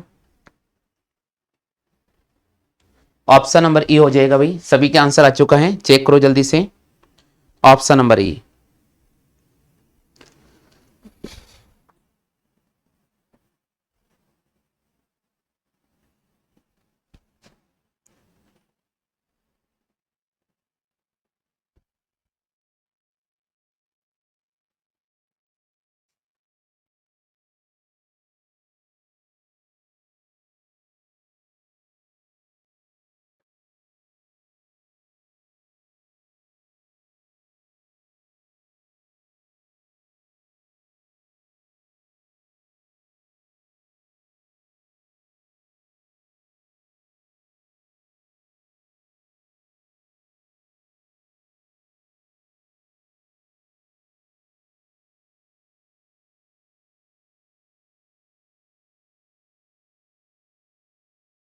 जल्दी से बताओ भाई, सभी साथियों का आंसर आ चुका है? चलो भाई आगे बढ़ जाते हैं, नेक्स्ट क्वेश्चन की बात करते हैं। यदि तीन घनों की भुजा 30, 40 और 50 सेंटीमीटर है, तीनों को पिघलाकर एक नया घन बनाया जाता है, तो घन का पृष्ठीय क्षेत्रफल ज्ञात करो। कर सकते हो? कर सकते हो ना भैया? कर लोगे या नहीं कर लोगे? जल्दी से बताओ, कर लोगे ना? देखो मैं आपको हिंट दे देता हूं। आपको करना है यहाँ पर 30 का क्यूब, यहां करना आपको 40 का क्यूब और यहां करना है 50 क्यूब। ये हो जाएगा 9 सॉरी 27, 27,000। ये हो जाएगा अपने पास 64,000 और ये हो जाएगा हमारे पास में 125, 1,00,000। इन सबको जोड़ लेना है। फिर जो भी साइड आएगा, जो भी साइड आएगा उसको आपको किससे मल्टीप्लाई करना होगा? 6 से मल्टीप्लाई करना होगा। एक नया घन बनाया जाता है, उसका पृष्ठीय क्षेत्रफल ज्ञात कीजिए। तो जो नया घन बनेगा उसका पृष्ठीय क्षेत्रफल आपके पास में आ जाएगा। कर लोगे ना? चलो कर लेना आप, ठीक है? ये होमवर्क है आपके पास में, ये होमवर्क है। अगला क्वेश्चन से, एक घन की प्रत्येक भुजा को 20% बढ़ा दिया जाए तो घन का आयतन कितना बढ़ जाए? कभी भी ऐसा क्वेश्चन आता है तो पहले लिखना है 20, फिर लिखना 20, फिर आपको लिखना 20 गुणा 20 और बटे हुए 100 लिखना है। यहाँ से कैलकुलेट करोगे 44%, फिर आपको लिखना है 44 प्लस 20, यहाँ लिखना है 44 इंटू 20 बटे हुए 100। इसको कैलकुलेट करके चेक कर लेना, 72.8 आ जाएगा। बिल्कुल 72.8 आ जाएगा। कैलकुलेशन करके आप चेक कर लीजिएगा। पहले 20 प्लस 20 इंटू 20 बटे 100 44% होगा। फिर वापस लिखेंगे 44 प्लस 20, यहाँ से यहाँ पर रहा 64 और इसको इससे गुणा करेंगे, हमारे पास 4 दूनी 8, 4 दूनी 8, 88, 64 में 8 जोड़ेंगे 72.8। ठीक है भाई, आगे चल रहे हैं। एक घन की प्रत्येक भुजा को 10 सेंटीमीटर बढ़ा दिया जाए। 10 प्लस 10, 10 इंटू 10 बटे हुए 100, यहाँ से हो जाएगा 21%। फिर लिखेंगे 21 प्लस 10, 21 गुणा 10 बटे हुए 100 और यहाँ से हो जाएगा 33.1। बिल्कुल ये आंसर हो जाएगा इसका। तो उम्मीद तो करता हूँ दोस्तों आज का सेशन आपको बहुत अच्छी तरह से पसंद आया होगा और आपको जो भी मैंने पढ़ाया समझ में आया होगा। फिर भी दोस्तों आपको किसी प्रकार कोई समस्या रहती है तो आपको हमारे नोट व्हाट्सएप नंबर में दे रहा हूँ, ये नंबर है भैया, और इस नंबर पे आप कॉल करके संपर्क कर लीजिएगा। आप किसकी तैयारी कर रहे हो इस नंबर पर आप मैसेज कर दीजिएगा, ताकि उससे रिलेटेड मैं आपको स्टडी मटेरियल प्रोवाइड करूंगा। फिलहाल क्लास में इतना ही साथियों, जय हिंद।